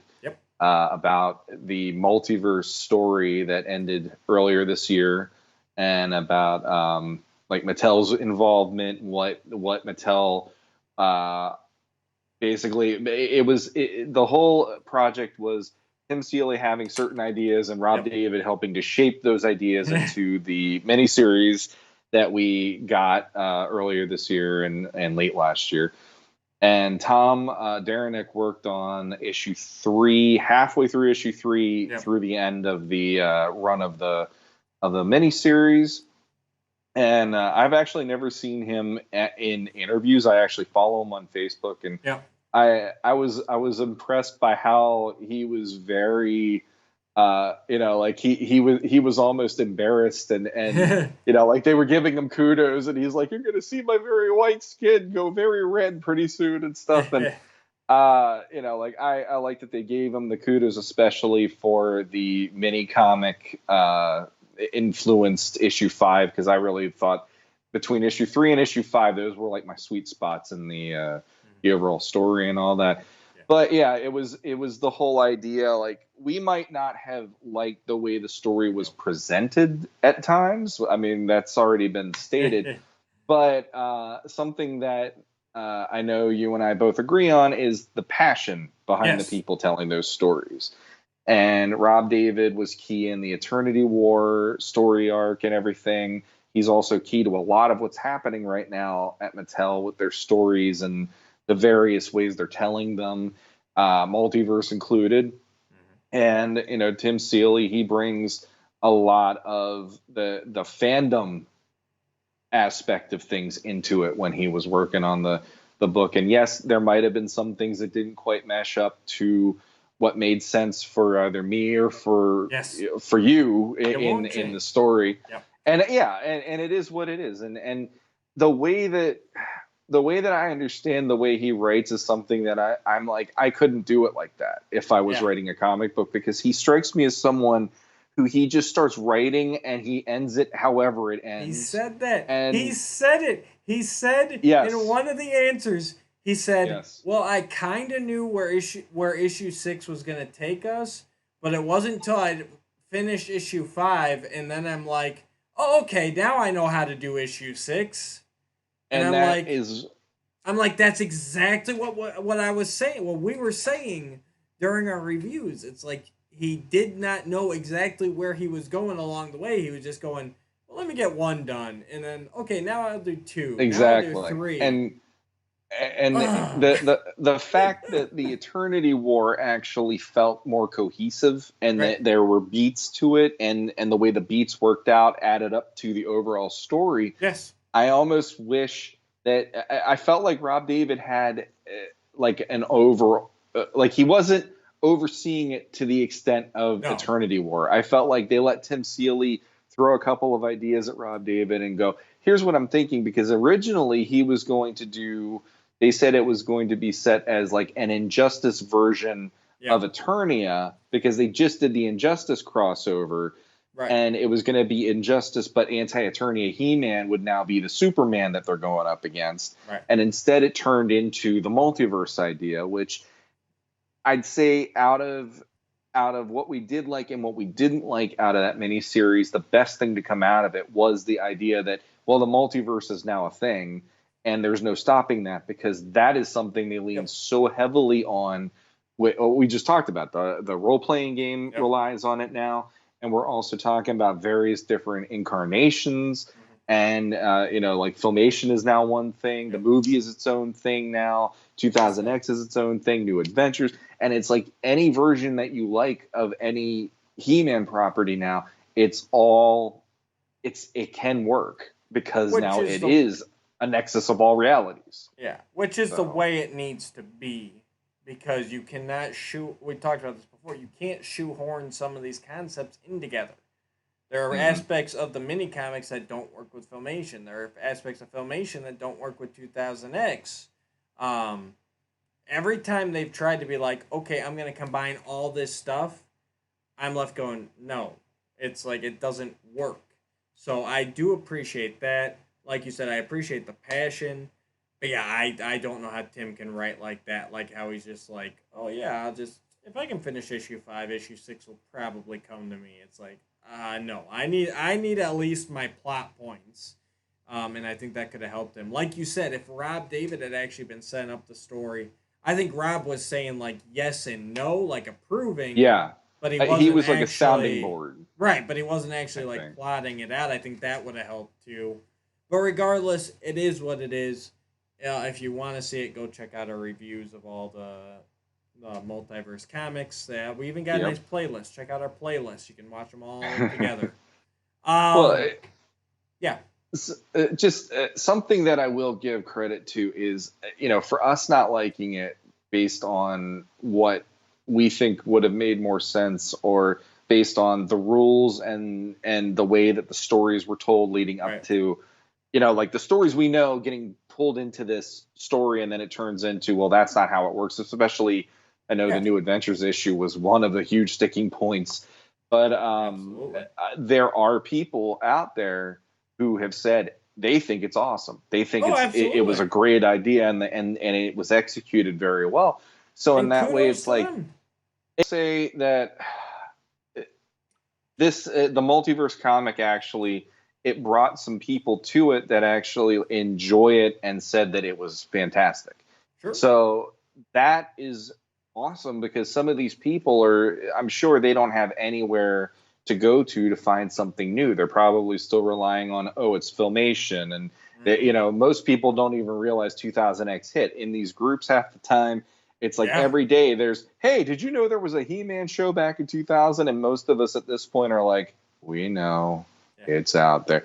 And, like, and I, not to be a jerk to those people, but it's like, yeah, we have that constantly showing up because that shows, some of these people might love He-Man, but they're not aware that this stuff is out there. So that book in particular started something, and now like this whole multiverse getting spread throughout everything they're doing, from RPGs to comic books to other media, cartoons, maybe movies, even the toy lines now.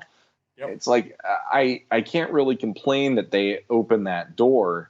I just kind of wish that the story that they told with it was a little more cohesive to make it be like this is an event to really point people who haven't been involved with He-Man to the extent that the community is, and go, you need to read this and this is why it matters, versus us going Eternity War or any other version, because it didn't quite pull it off the way that some of us were hoping, I think. No, I completely agree, but it's always nice to see fresh blood coming in. Yep. I can't count how many times I get asked in a group, what's it mean when they say MYP? Or 2000X. Mike Young Productions. Or what I love is you can tell who's who by when you hear somebody go 200X. It makes me go, no, that's 2000X. It's like, that's 4 places. 200X would have been 20X. Like it's that kind of stuff. And they're out there. There are people.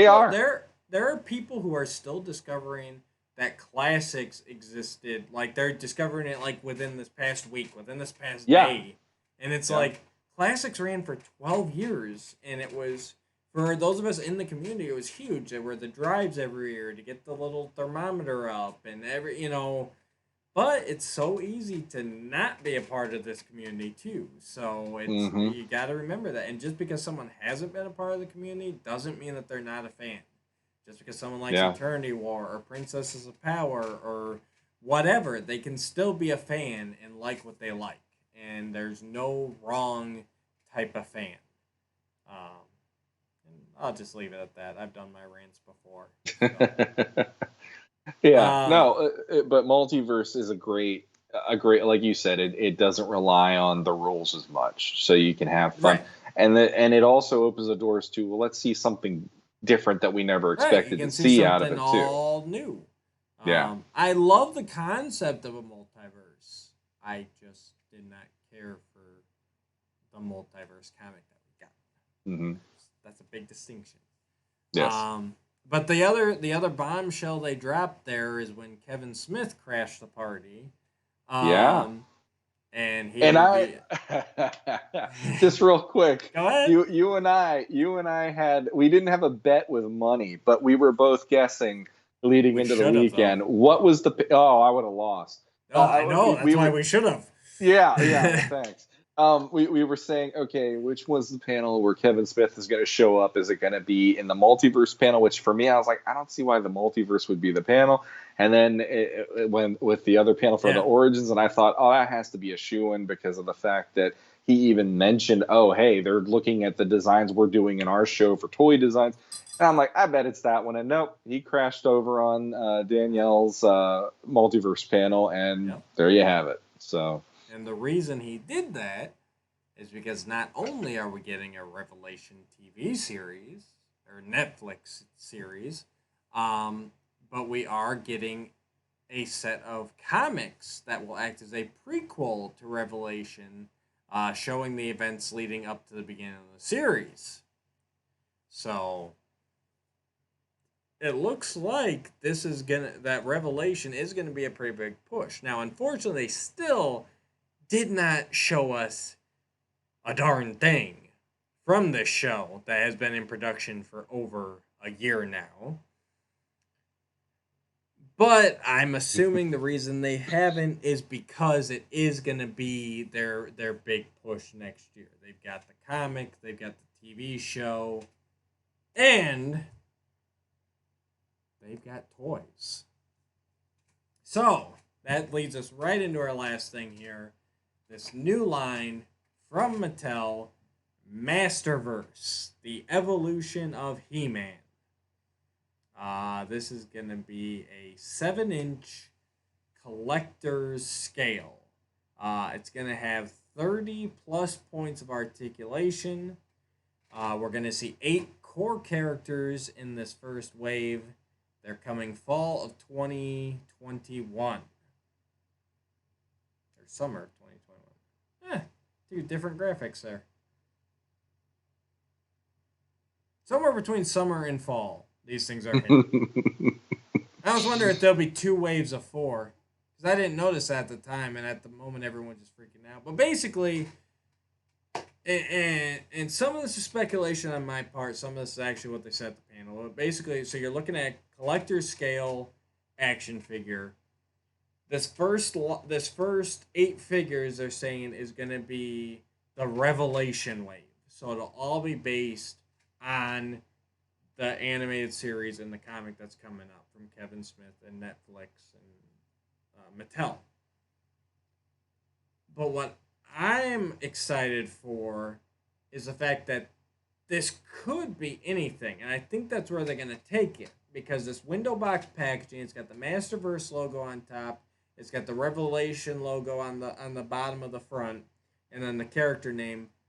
I could see them doing like how they were doing with like the DC stuff, and how Marvel Legends does, where they have these waves that are like, okay, here's your Revelation He-Man wave. And then maybe the next wave is going to be like a 2000X wave. And then maybe a Filmation wave. Or, maybe even an Eternity War wave. And basically freeing them up to be like, hey, we can do anything we want here. Kind of like how the DC Universe and the Marvel Legends do. Like, they got a Deadpool wave out now. And then they'll do a Spider-Man wave. And, so that's what's got me most excited, is the possibilities for this. And honestly, $20 for a 7-inch figure, that's nothing. So I'm excited for this. We're not going to get into the shadows yet, Sean, but how do you feel about this? Well, how I am about Origins. Origins to me is never going to replace Classics. Right. Classics to me is the pinnacle that they've ever accomplished with a Masters line to this point. And I liked in the panel how they addressed the fact that people like me are really feeling shut out, and people like you too. I know you're also a big Classics fan as well. You're not the Origins guy and all that. And I like that those slides came up. We heard you, and then the next thing you see is this. And I still felt like that was a little bit of a bait and switch, because they're like, we've heard you about the Classics, and I'm like, oh my God, this is it. Classics is back. And they're like, well, here's this brand new line. It's like, so for a second there, I was like, oh, but you said you heard us about Classics, but you didn't, because this isn't Classics. Yes, but here's the thing, and here is why I was. This is the moment where I was cheering. I have said ever since I started collecting He-Man again back in the 2000X era that, I saw those. I like those toys quite a lot. The detail and all that. The lack of articulation is a hindrance in that line. And then with Classics, I was just blown away by, holy crap, these are the figures I always, in my head, I was playing with these as a kid. Oh, yeah. I just didn't know that they'd make them later in my adulthood. And the only thing that could take the place of Classics for me as the line is if you can throw more detail, you could throw more articulation possibilities, and you give me something that is like a mesh of Classics meets Mondo. And that would be this is it, like I would die happy having all those on my shelf. And from what I'm seeing in what they're presenting here, This is really damn close to what I've always hoped for. And that's not saying I don't want classics. That's not saying I don't want, I hope they bring more out and everything, because there's still plenty of characters that they could choose from. Oh, yeah. Or even do a classics wave on the shelves on top of this and on top of Origins. It's a great way to do it, in my opinion, as well.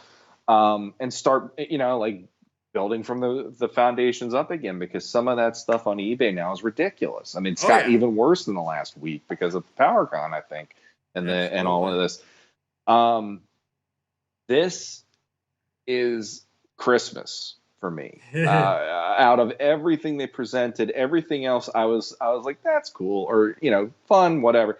This is what hit me the hardest as a collector right now, and I am begging to see reveals now, because basically the reason they won't show this stuff is the simple fact Mattel is so guarded about Revelation that they aren't going to give us anything. And I will say till whenever, the dumbest thing they could have done is announce that 2 years before, because I swore it was supposed to come out this year. And then it's like, nope, 2021. And thankfully, this year isn't the year they unveiled that. I will say that. Like, they did it well last year, and that was the pomp and circumstance that worked, and the energy in the room and all that stuff. Yep. So it's great they did it then because of what happened with our world at this point. But it's like, I'm so tired of hearing the lip service. And I will say really quick about that panel. Yeah, you can see in both, even Rob David, you can kind of tell he was itching to, but he was the guy from Mattel going, you can't sit. No, like, he was reining some people in. But Kevin Smith, I've aimed at him a lot and just been so annoyed, because all that we keep getting is sound bites and interviews, and we don't get anything else. But when you saw him at that panel, you can tell he wanted to just spill everything, because he's seen enough. He asked Rob if he could. He turned and he goes, "Can I tell him?" And Rob's like, "No, you can't." Yeah. And you could just see the look on his face, like, "Come on, man, let me tell him something." And that's the thing. Him being who he is, he knows how the fandom works, and he knows he's going to be the biggest target for this, being how long it takes for any reveals to happen. Yep. But here's the thing, like, even with all that being a sore spot for me to this day, and I really want to see something more than that poster, which is a beautiful poster, and the cast list, and that one animatic of the Havoc staff that they showed off. This is the first time where I'm like, I am so pumped for both Revelation and for this new line. The silhouettes, if you're watching on YouTube, or if you went and saw the panel over the weekend, or if you've seen the photos online, wherever, the silhouettes of this have me so pumped for what they're going to do with this, because Masters is a line that it does work when you adapt it to different things in different ways. Like Filmation had their version, and then now we had the 2000X that had a different look and a different feel, and here we're getting at least a taste with these silhouettes. And all I can say is I think I'm going to be on board with what they're doing, because there is a feel of the heart and the soul of the characters that I think are silhouetted. Neither one of us know if these are legit. This is who it is. No, but it gives you enough with the posture and with the little hints of detail that we can get out of those silhouettes to go, they did it. I think they did do it in a lot of good ways, if those are the proper characters. Well, and here lies the issue. So, well, first off, number one, the box, they actually show one of the empty boxes, and it is Mossman. It says it on the front. And if you look at the one side where it shows that the box is left, you can actually see a little bit of character art there. Yep. And of course, you zoom in and it's heavily pixelated and everything else. Yeah. You can't make much out, but it's a very serene looking Mossman to me. And I see a little bit of detail, like the arms. Maybe it'll look a little viney or something. But yeah, basically you're just getting a gist of him, but it looks like Mossman. If I have a feeling when I see it on the shelf, I'll go, yep, that's Mossman. which is good. However, and I've said this since it started, you've got all these guys keep going about, oh, this is a continuation of the classic series. It's going to carry over right where Filmation left off, blah, blah, blah, blah, blah. But looking at that He-Man silhouette, which it's obviously He-Man. There's a power sword, a shield, 2 interchangeable hands, and then obviously He-Man there. Just looking at the silhouette, that is no He-Man that we've seen before. That left-armed bracer is much higher up. Even the power sword has a bit of a I don't know if we call it a flare. It's a little bit of a mix between that vintage, toyish power sword and a little of the Filmation power sword to it. And it's just, and I've said this before, I'm worried that's going to turn some people off with them always being like, oh, yeah, this picks up right where the Filmation series was. This picks up right where Filmation left off. This picks up right to the vintage era. And this is obviously a redesign. I mean, it obviously is. I mean, it may not be much by the time we see the finished figure, but it is. So here again, there's my worry of, like, people are going to feel like the bait and switch. But that's just my worries. I can understand that, and that's again the whole they really should have not done 2 years before this thing came out in order for them to talk it up, because that, like, okay, talking to somebody like me about Revelation and saying it's going to pick up before the vintage left off, I automatically go like, why? That's just me, and the reason why is there was never a cohesive enough storyline in Filmation to go, well, here's plot points that I need answered. It was never set up like that. So for them to say that, it's like, that doesn't mean anything to me. So that's why when I see this stuff and I'm seeing it's a new, I'm not saying it's a new take, because it's not, but it's like, I can't even say it's an updated take, but it just feels more like a fresh take of what we knew, I guess. And I don't even think that's the best way to describe it.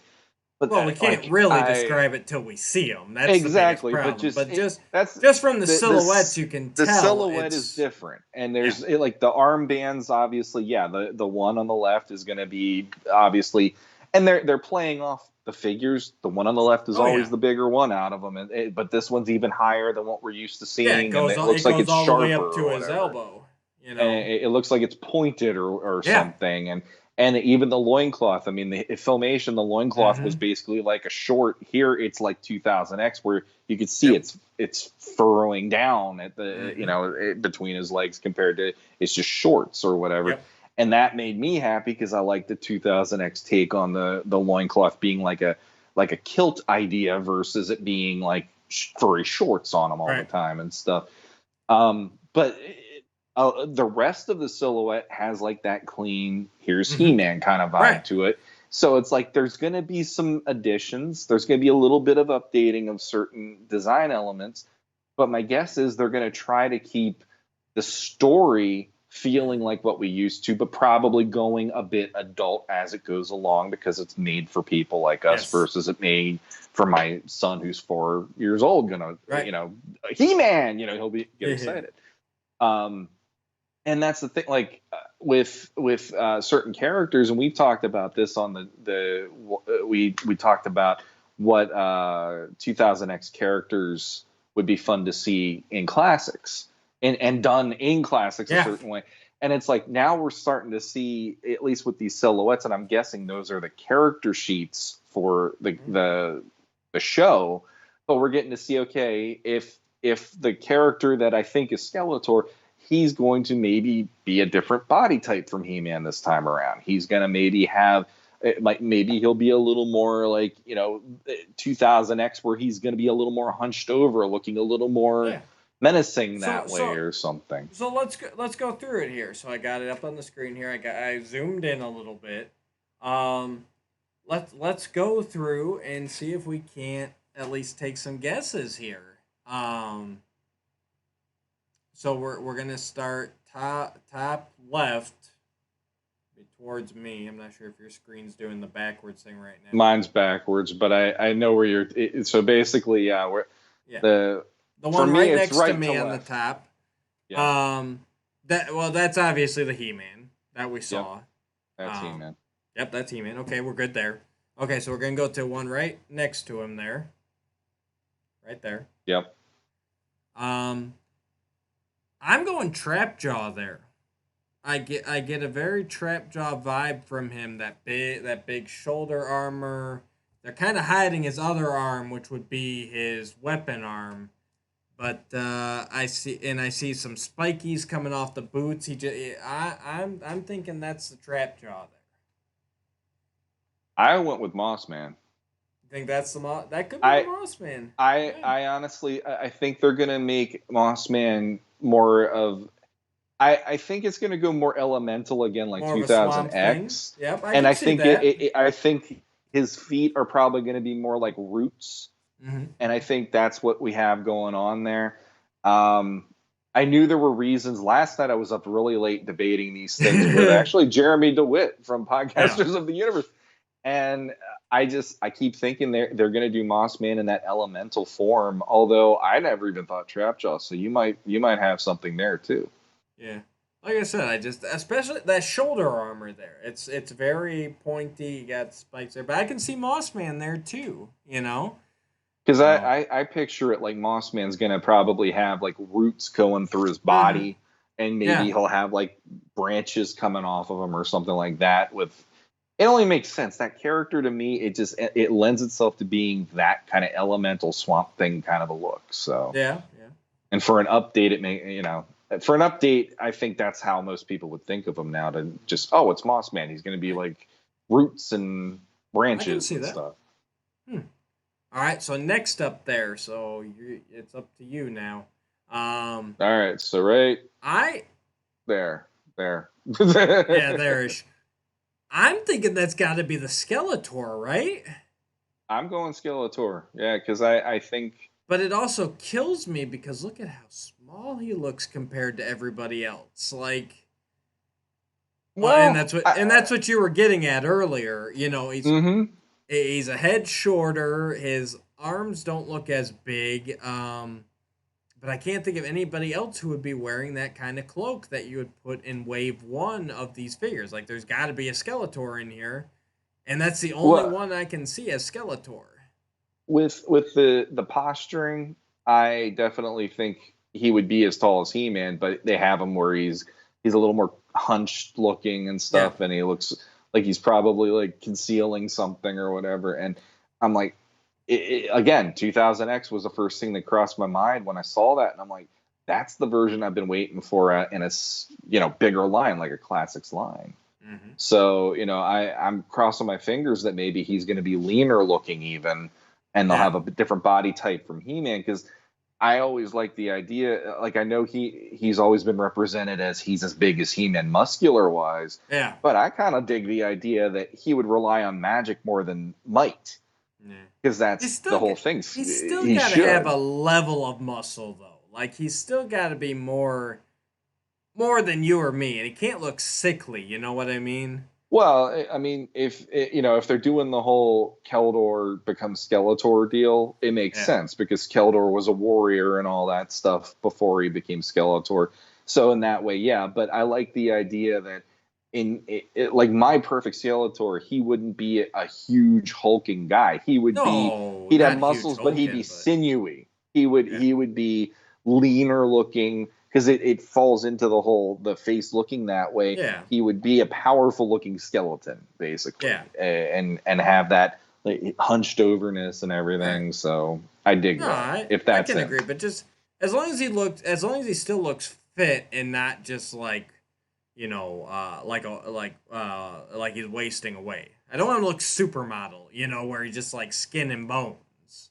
Like, I don't want that either. Yeah, that's all I'm saying.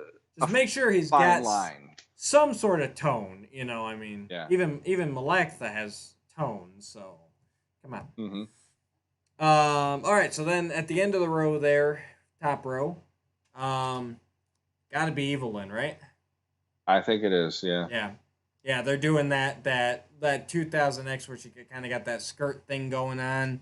I know it's hard because in silhouette it looks like it's a full skirt, like front and back, but I've got to imagine that's only going to be that back like we're used to seeing, Mm-hmm. which I'm hoping for. But it's obviously a slimmer female character. I mean, it's got to be evil, and I don't see anybody else it could be in this wave. Yeah. Um, Agreed. So then dropping down here, we got first guy under He-Man there. Go ahead. Man at Arms. Yep, no doubt. If you look at the all legs, the armor. Yep. The legs was what really got it for me. Mhm. Was the one leg is wider than the other leg, and I'm like, that's his armor. It's got to be him. Yep. Which is putting him. He might even be a little taller than He-Man there, or at least the same height. So. Well, I think they're the same height, but He-Man looks broader. Yes. Mm-hmm. So. But yeah, he's definitely armored up. And then right next to him, gotta be Tila. Again, it's another female character. Mm-hmm. It's gotta be Evelyn and Tila in this first wave. There's no doubt about it in my mind. I'd be shocked if they didn't have the two of them in this. I mean, right.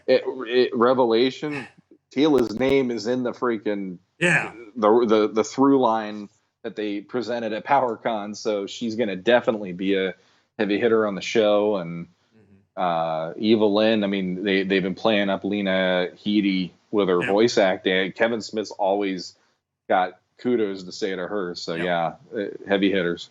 The only other one I thought of is if they did include Lieutenant Andra. But I'm sure that this one on the bottom is Tila, which would put Lieutenant Andra as that top one. But then it's like, okay, now you're skewing the... I mean, it's got to be for good and for evil. I mean, there's no way around it. So I can't see them doing Tila and Lieutenant Andra.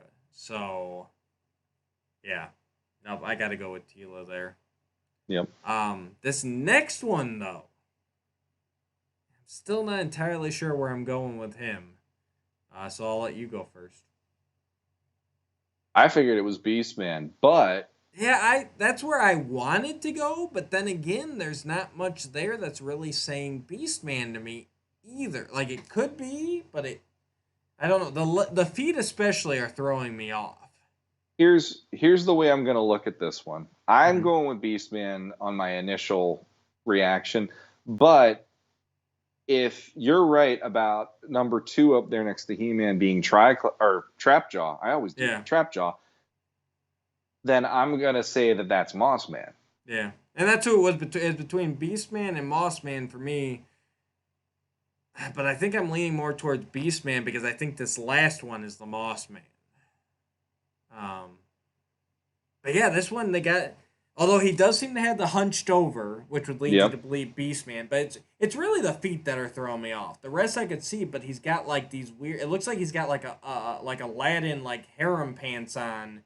And then it's got his feet sticking out at the bottom there, and I'm not sure what's going on with that. Mm-hmm. His whole bottom half is really weird. But I'll lock it. I'll say Beastman. Again, that's freshen up the designs. I think that's what like that. I kind of looked at it and I'm like, I don't know what they're doing with that midsection part, the upper leg part, but I can definitely figure like.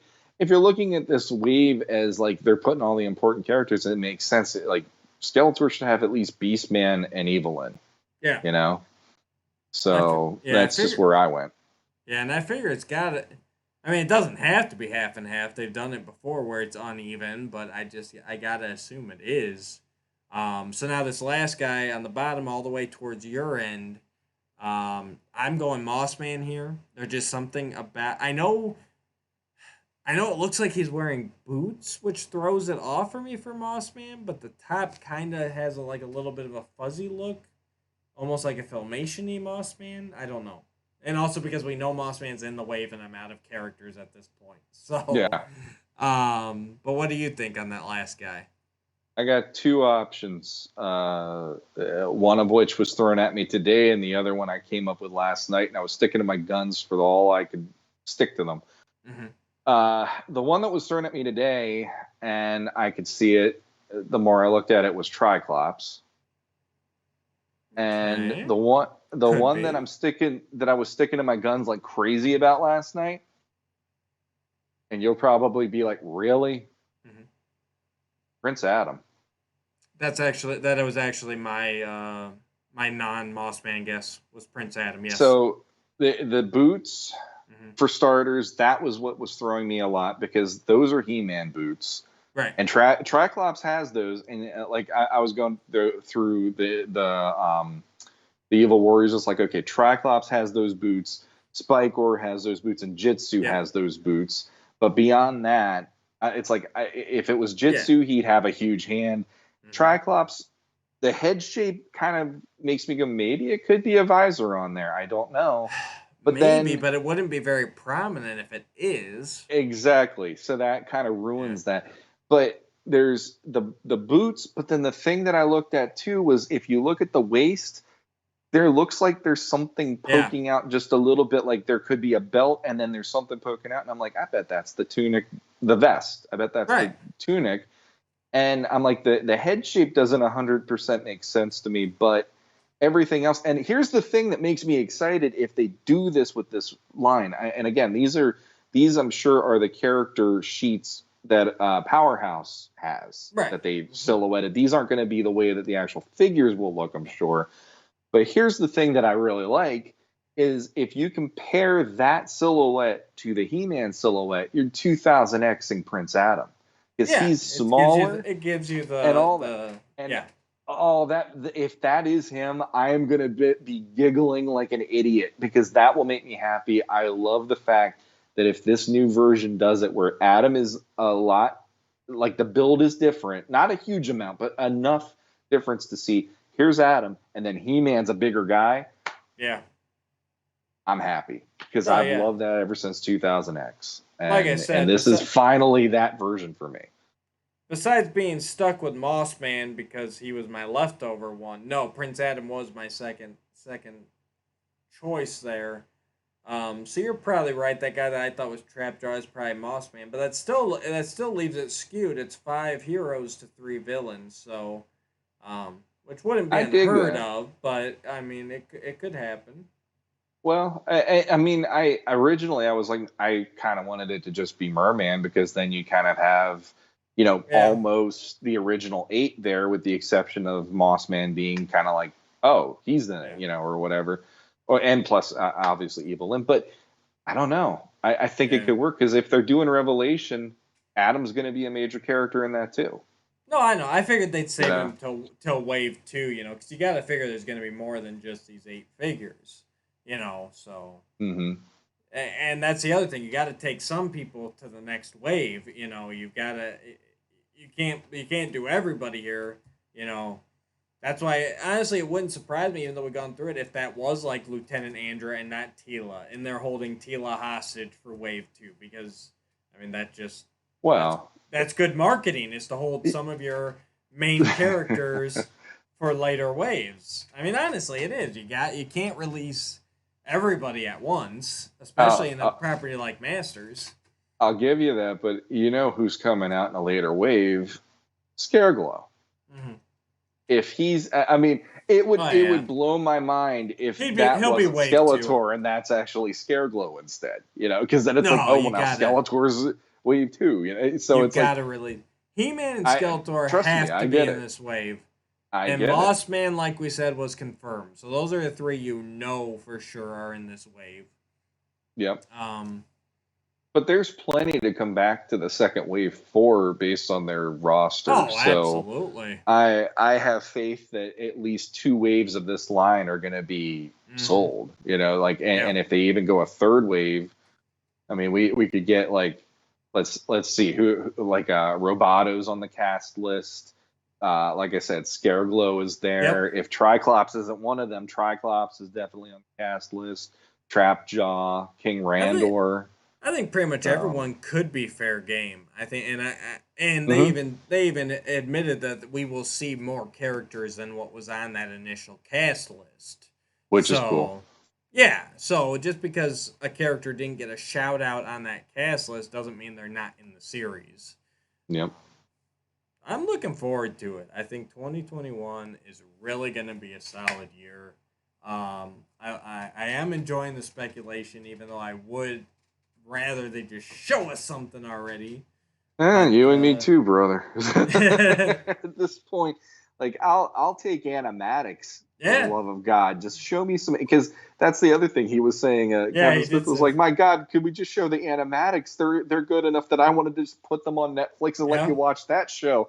And it's like, I keep saying it, but for a fandom that has not had a major push with anything media wise up until just recently, with the exception of classics and the comic books, like, you can't do this to us where it's just this constant, we'll give you a little something, but we're gonna not take any, it's like, give you a little something, but pull it back and take it.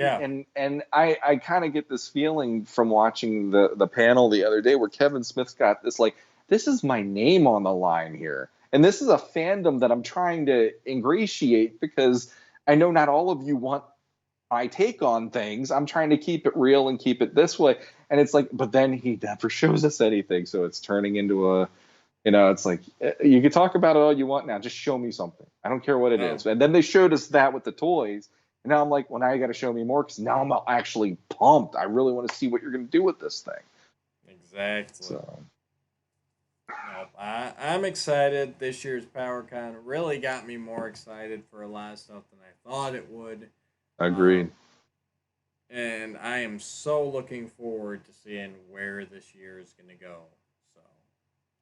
So, real quick, I do want, as we're closing up here, I do want to give a shout out to James Etok, Adam Moore, and Andrew Kramer.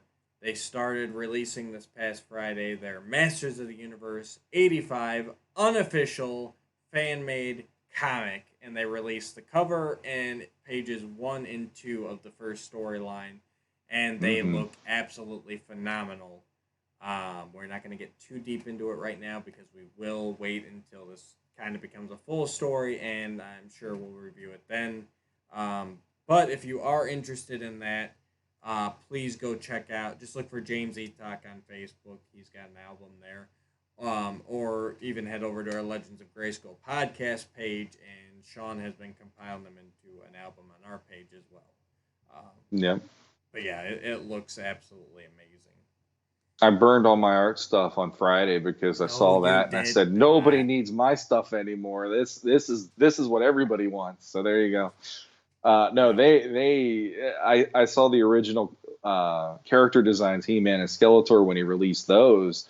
Yeah. And when I saw the actual pages, it's like, man, did they knock it out of the park. Whew. It does. And they took it to their own style, which is very nice. Exactly, yeah. So check that out. Also, if you didn't check it out already, last week's episode with Matthew Rodriguez was a lot of fun. Check that out. And I also want to give him a plug, because he's been pimping his wife all over Facebook. And yes, I meant that to sound as wrong as it did. But she has started doing toy reviews. So far, she's done the Sky Sled and Battle Cat from the Masters of the Universe Origins line. So search Rachel, Rachel Rodriguez, Rodriguez, on YouTube, and take a look at her little reviews there and see how many times she says, "Oh, that's so cute." Don't turn it into a drinking game, though. You will. Yeah, there's things we say on this show where I'm like, I'm afraid somebody's going to do that when I say certain things. But no, I've watched both of her reviews, and I'll tell you what, in an age where we have a lot of middle-aged men who like to sit there and have not so glowing things to say about stuff they're talking about, it's really fun to have Rachel out there, and she's just smiling, and she is pointing out good, she's pointing out bad, she's pointing out this and that, but she does it in her own way where you're sitting there going, this is just nice. It's refreshing to have somebody who enjoys this, and she's having fun with it, and you can just tell she's not just there trying to have another review. Like some of the people out there. Absolutely. Worth a look. check out those. Check out Danielle Galerta, Penny Dreadful the 13th on YouTube. She's still putting out those classics wishlist videos because, yes, we have Masterverse coming, but we could still use some classics too. So Agreed. check those out and give her some support. And I think that's all I've got. What do you got, Sean? Anything? Nope, you took the one away from me. I had. I was gonna I'm talk about sorry. Rachel Rodriguez, but no, that's fine. I'm glad that we covered that because obviously Matt being on last episode, friend of the show now, and that whole family is just creative. So there you go. Yes. It's like he's got his comic books and all that stuff, and she's got her videos now, and it's like, And I did they're read both putting out good stuff. I read his Defenders of Eden stuff over the weekend. Can't wait to have him back on again so I can pick his brain about that and where's that. Nice. So yeah. So this is the time here, guys. So I pimped everybody else out. I'm gonna pimp ourselves out now. So do me a favor. All those buttons you see down there, click them all. Everything. The like, the share, the subscribe if you haven't already. Spread the word, spread the love. Give us a thumbs down even. Like I'll even take that at this point. Just push some of those buttons down there. If you're on Podbean, give us a little heart. If you're on iTunes, do whatever stupid thing they got on their setup. And stars. It's stars or something. Hey, we did get one new review the other week. One new rating, I should say. We got one more review. No, we got a 5-star the other time. Woo! So now we're at 4.5 on iTunes with that 2 still hanging out there. Has that 2-star guy ever come back to you and said anything, or has he ever manned up? No. We have managed to have nothing but glowing written reviews on iTunes, which I appreciate, and again, thank you. Nice. To the 2 of you that have done that, you know who you are. So you're the best. You are the best. We appreciate you. And P.S. Fisto still rules. I agree with you completely. There you go. Thank you everybody who supported us, everyone who joined the Facebook page. We got a bunch of new subscribers over the weekend. So thank you all. We're having a blast. Next week we'll get back to our regular format here. We'll have a review and a remastering for you. Still, let us know about the remasterings. No one's talking about that, but we're having a lot of fun with it. So let us know what you think. Leave a comment down below. And until next time. Until next time.